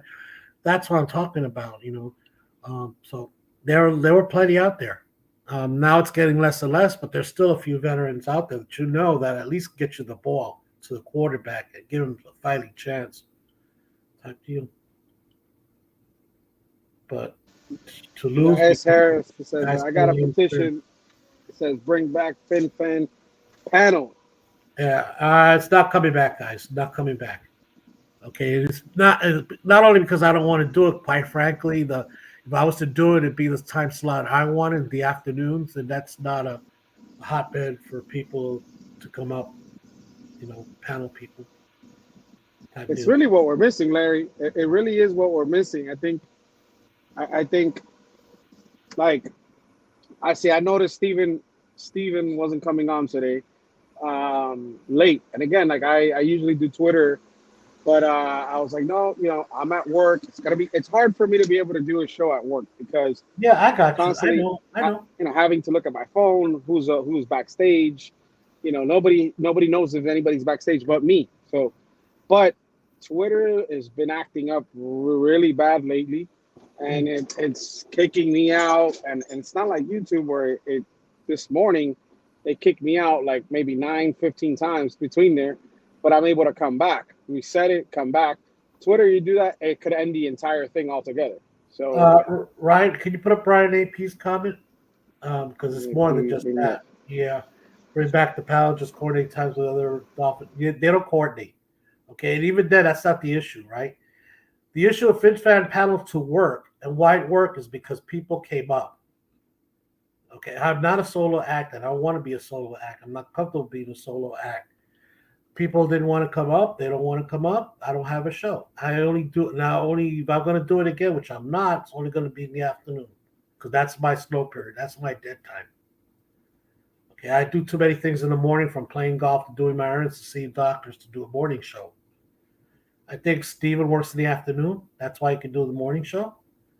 type deal. And I live now. I moved. I sold my home. I lived in a retirement village, and having an evening show, it's not possible because I would be disturbing my neighbors. Plus, I don't want an evening show. That's when I sit down and watch sports and TV.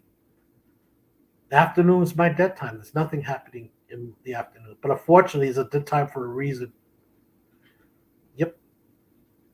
Yeah, we got a platitude of night shows, and that's one of the things with me. It's just like I don't mind. It's just like I get home late, and if I like doing those long shows, Larry. You know me. Like I like 3-4 hours, and I can't do that as much as I want to anymore because, like I said, I get home late to the point where I gotta wake up really early, and I'm getting home later than usual. So it's like makes it hard for me to be able to do it, and but at the end of the day, I like it, and now, hey, So you know what, Batman? You're exactly what my issue was, right? In the afternoons, you're working.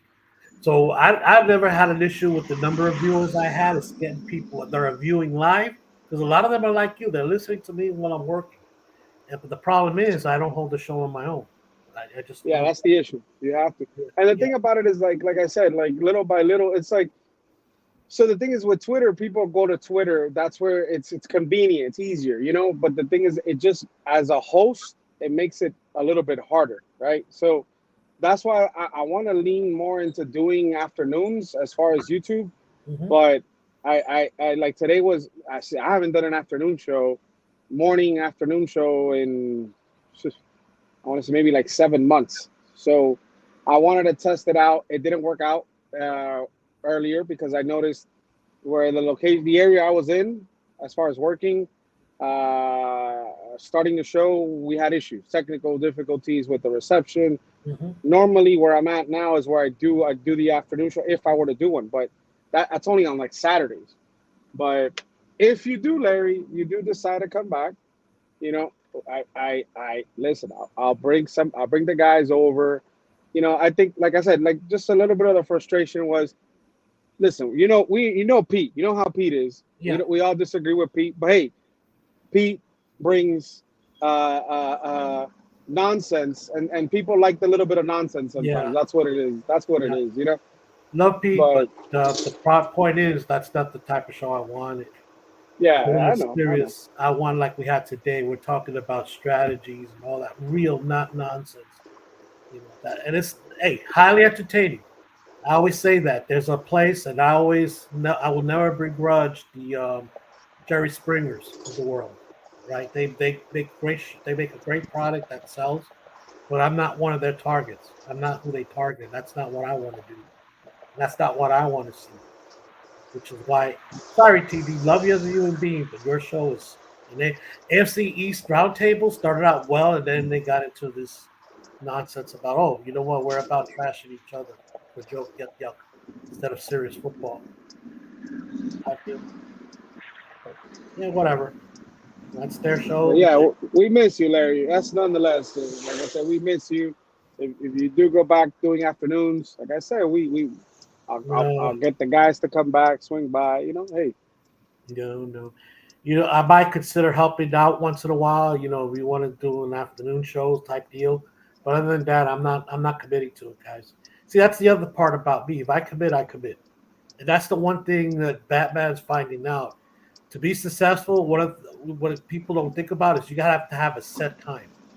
You tell the people you're gonna be on at this time, you're gonna be on week in and week out at that time to be successful. Because that's gotta be. That's how it was. That's how it was. That's how it was like when I started. Like we were consistent. We were almost Monday through Friday. It was 8:30 p.m.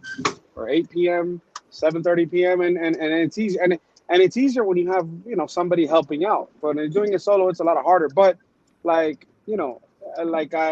obviously have had the issues with my father and basically personal stuff in my life, listen, now I'm going to church now.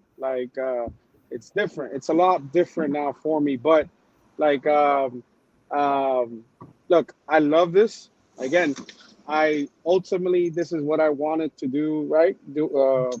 I wanted to do going forward. I wanted to build this platform. I wanted to do, and I'm going to continue doing it. It's just that I'm trying to figure out time.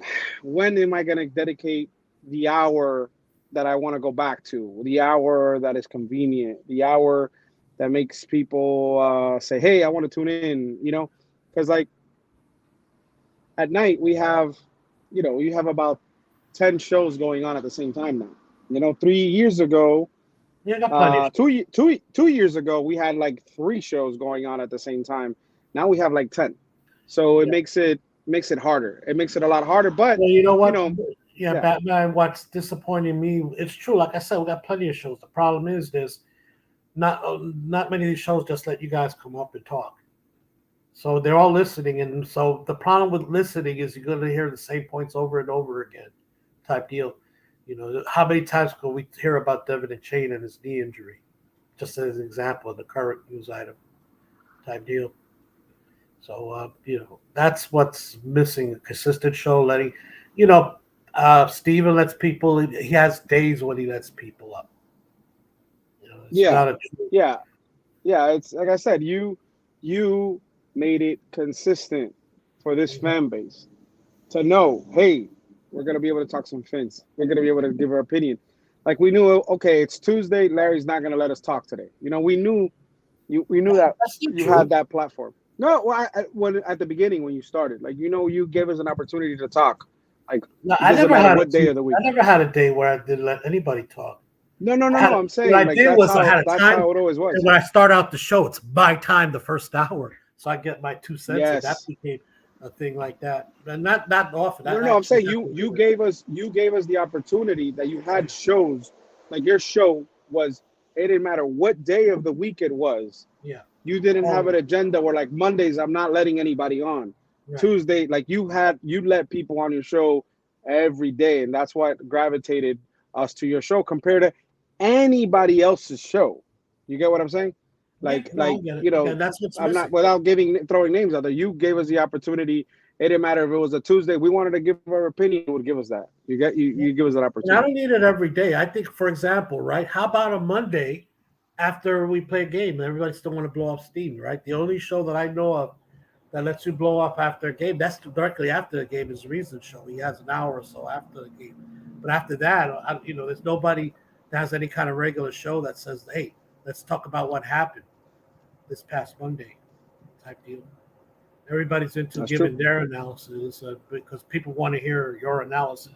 Okay, that's fine. That's true. Okay. Yeah. But I appreciate it. I'm gonna end it now, guys. My phone is almost at 20%. But appreciate Larry, Kyle, everybody that came through. So you're gonna try and have a show on Friday? So Steven, I'm gonna be joining Steven in the morning here when he's coming down. So we're gonna do a show in the morning.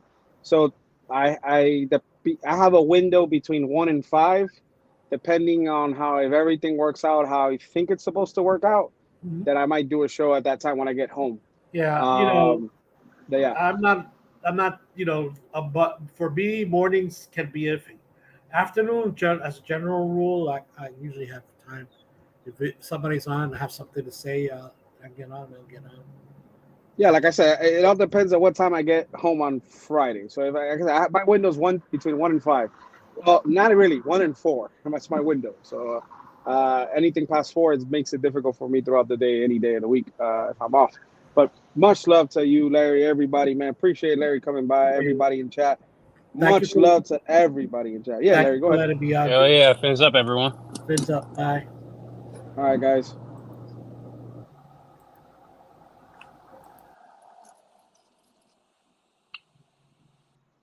So I wanted to just give a quick update, everybody. So yes, this Friday we'll be going live with Stephen D on Clock Blockers. We welcome everybody and anybody that is coming to South Florida, and you're coming for Fan Week, and you wanna, you're flying in Friday or Friday morning. You want to stop by Dirty Sportswear in Oakland Park, Florida. We'd be welcome. More than happy to have you. It's gonna be fun. Last 2 years, it's been pretty cool. We're joking around, drinking, having a good time. And, you never know who's going to stop by. Last year we had a great group of guys. So we look forward to, people that are stopping by Dirty Sportswear in Oakland Park. Say what's up to us and enjoy a beer or two in the morning with us and get on the clock blockers and enjoy some Dolphins talk leading up to the Carolina game. If I don't see you guys Friday, the Phinsaholics, definitely you'll see me on Clock Blockers. I'll be live with Steven. As soon as I get to Dirty Sportswear in the morning, we'll be going live. So much love, much appreciation to everybody, man. Fins up. I'm going to be doing the giveaway. The Ricky Williams giveaway is already up for grabs. So I'm going to be doing the giveaway next time I do a show. We're spinning the wheel for the Ricky Williams jersey. Again, I know everybody that has stuff pending. Much love. Fins up. Everybody have a blessed evening. And I'll catch y'all on Friday. Fins up.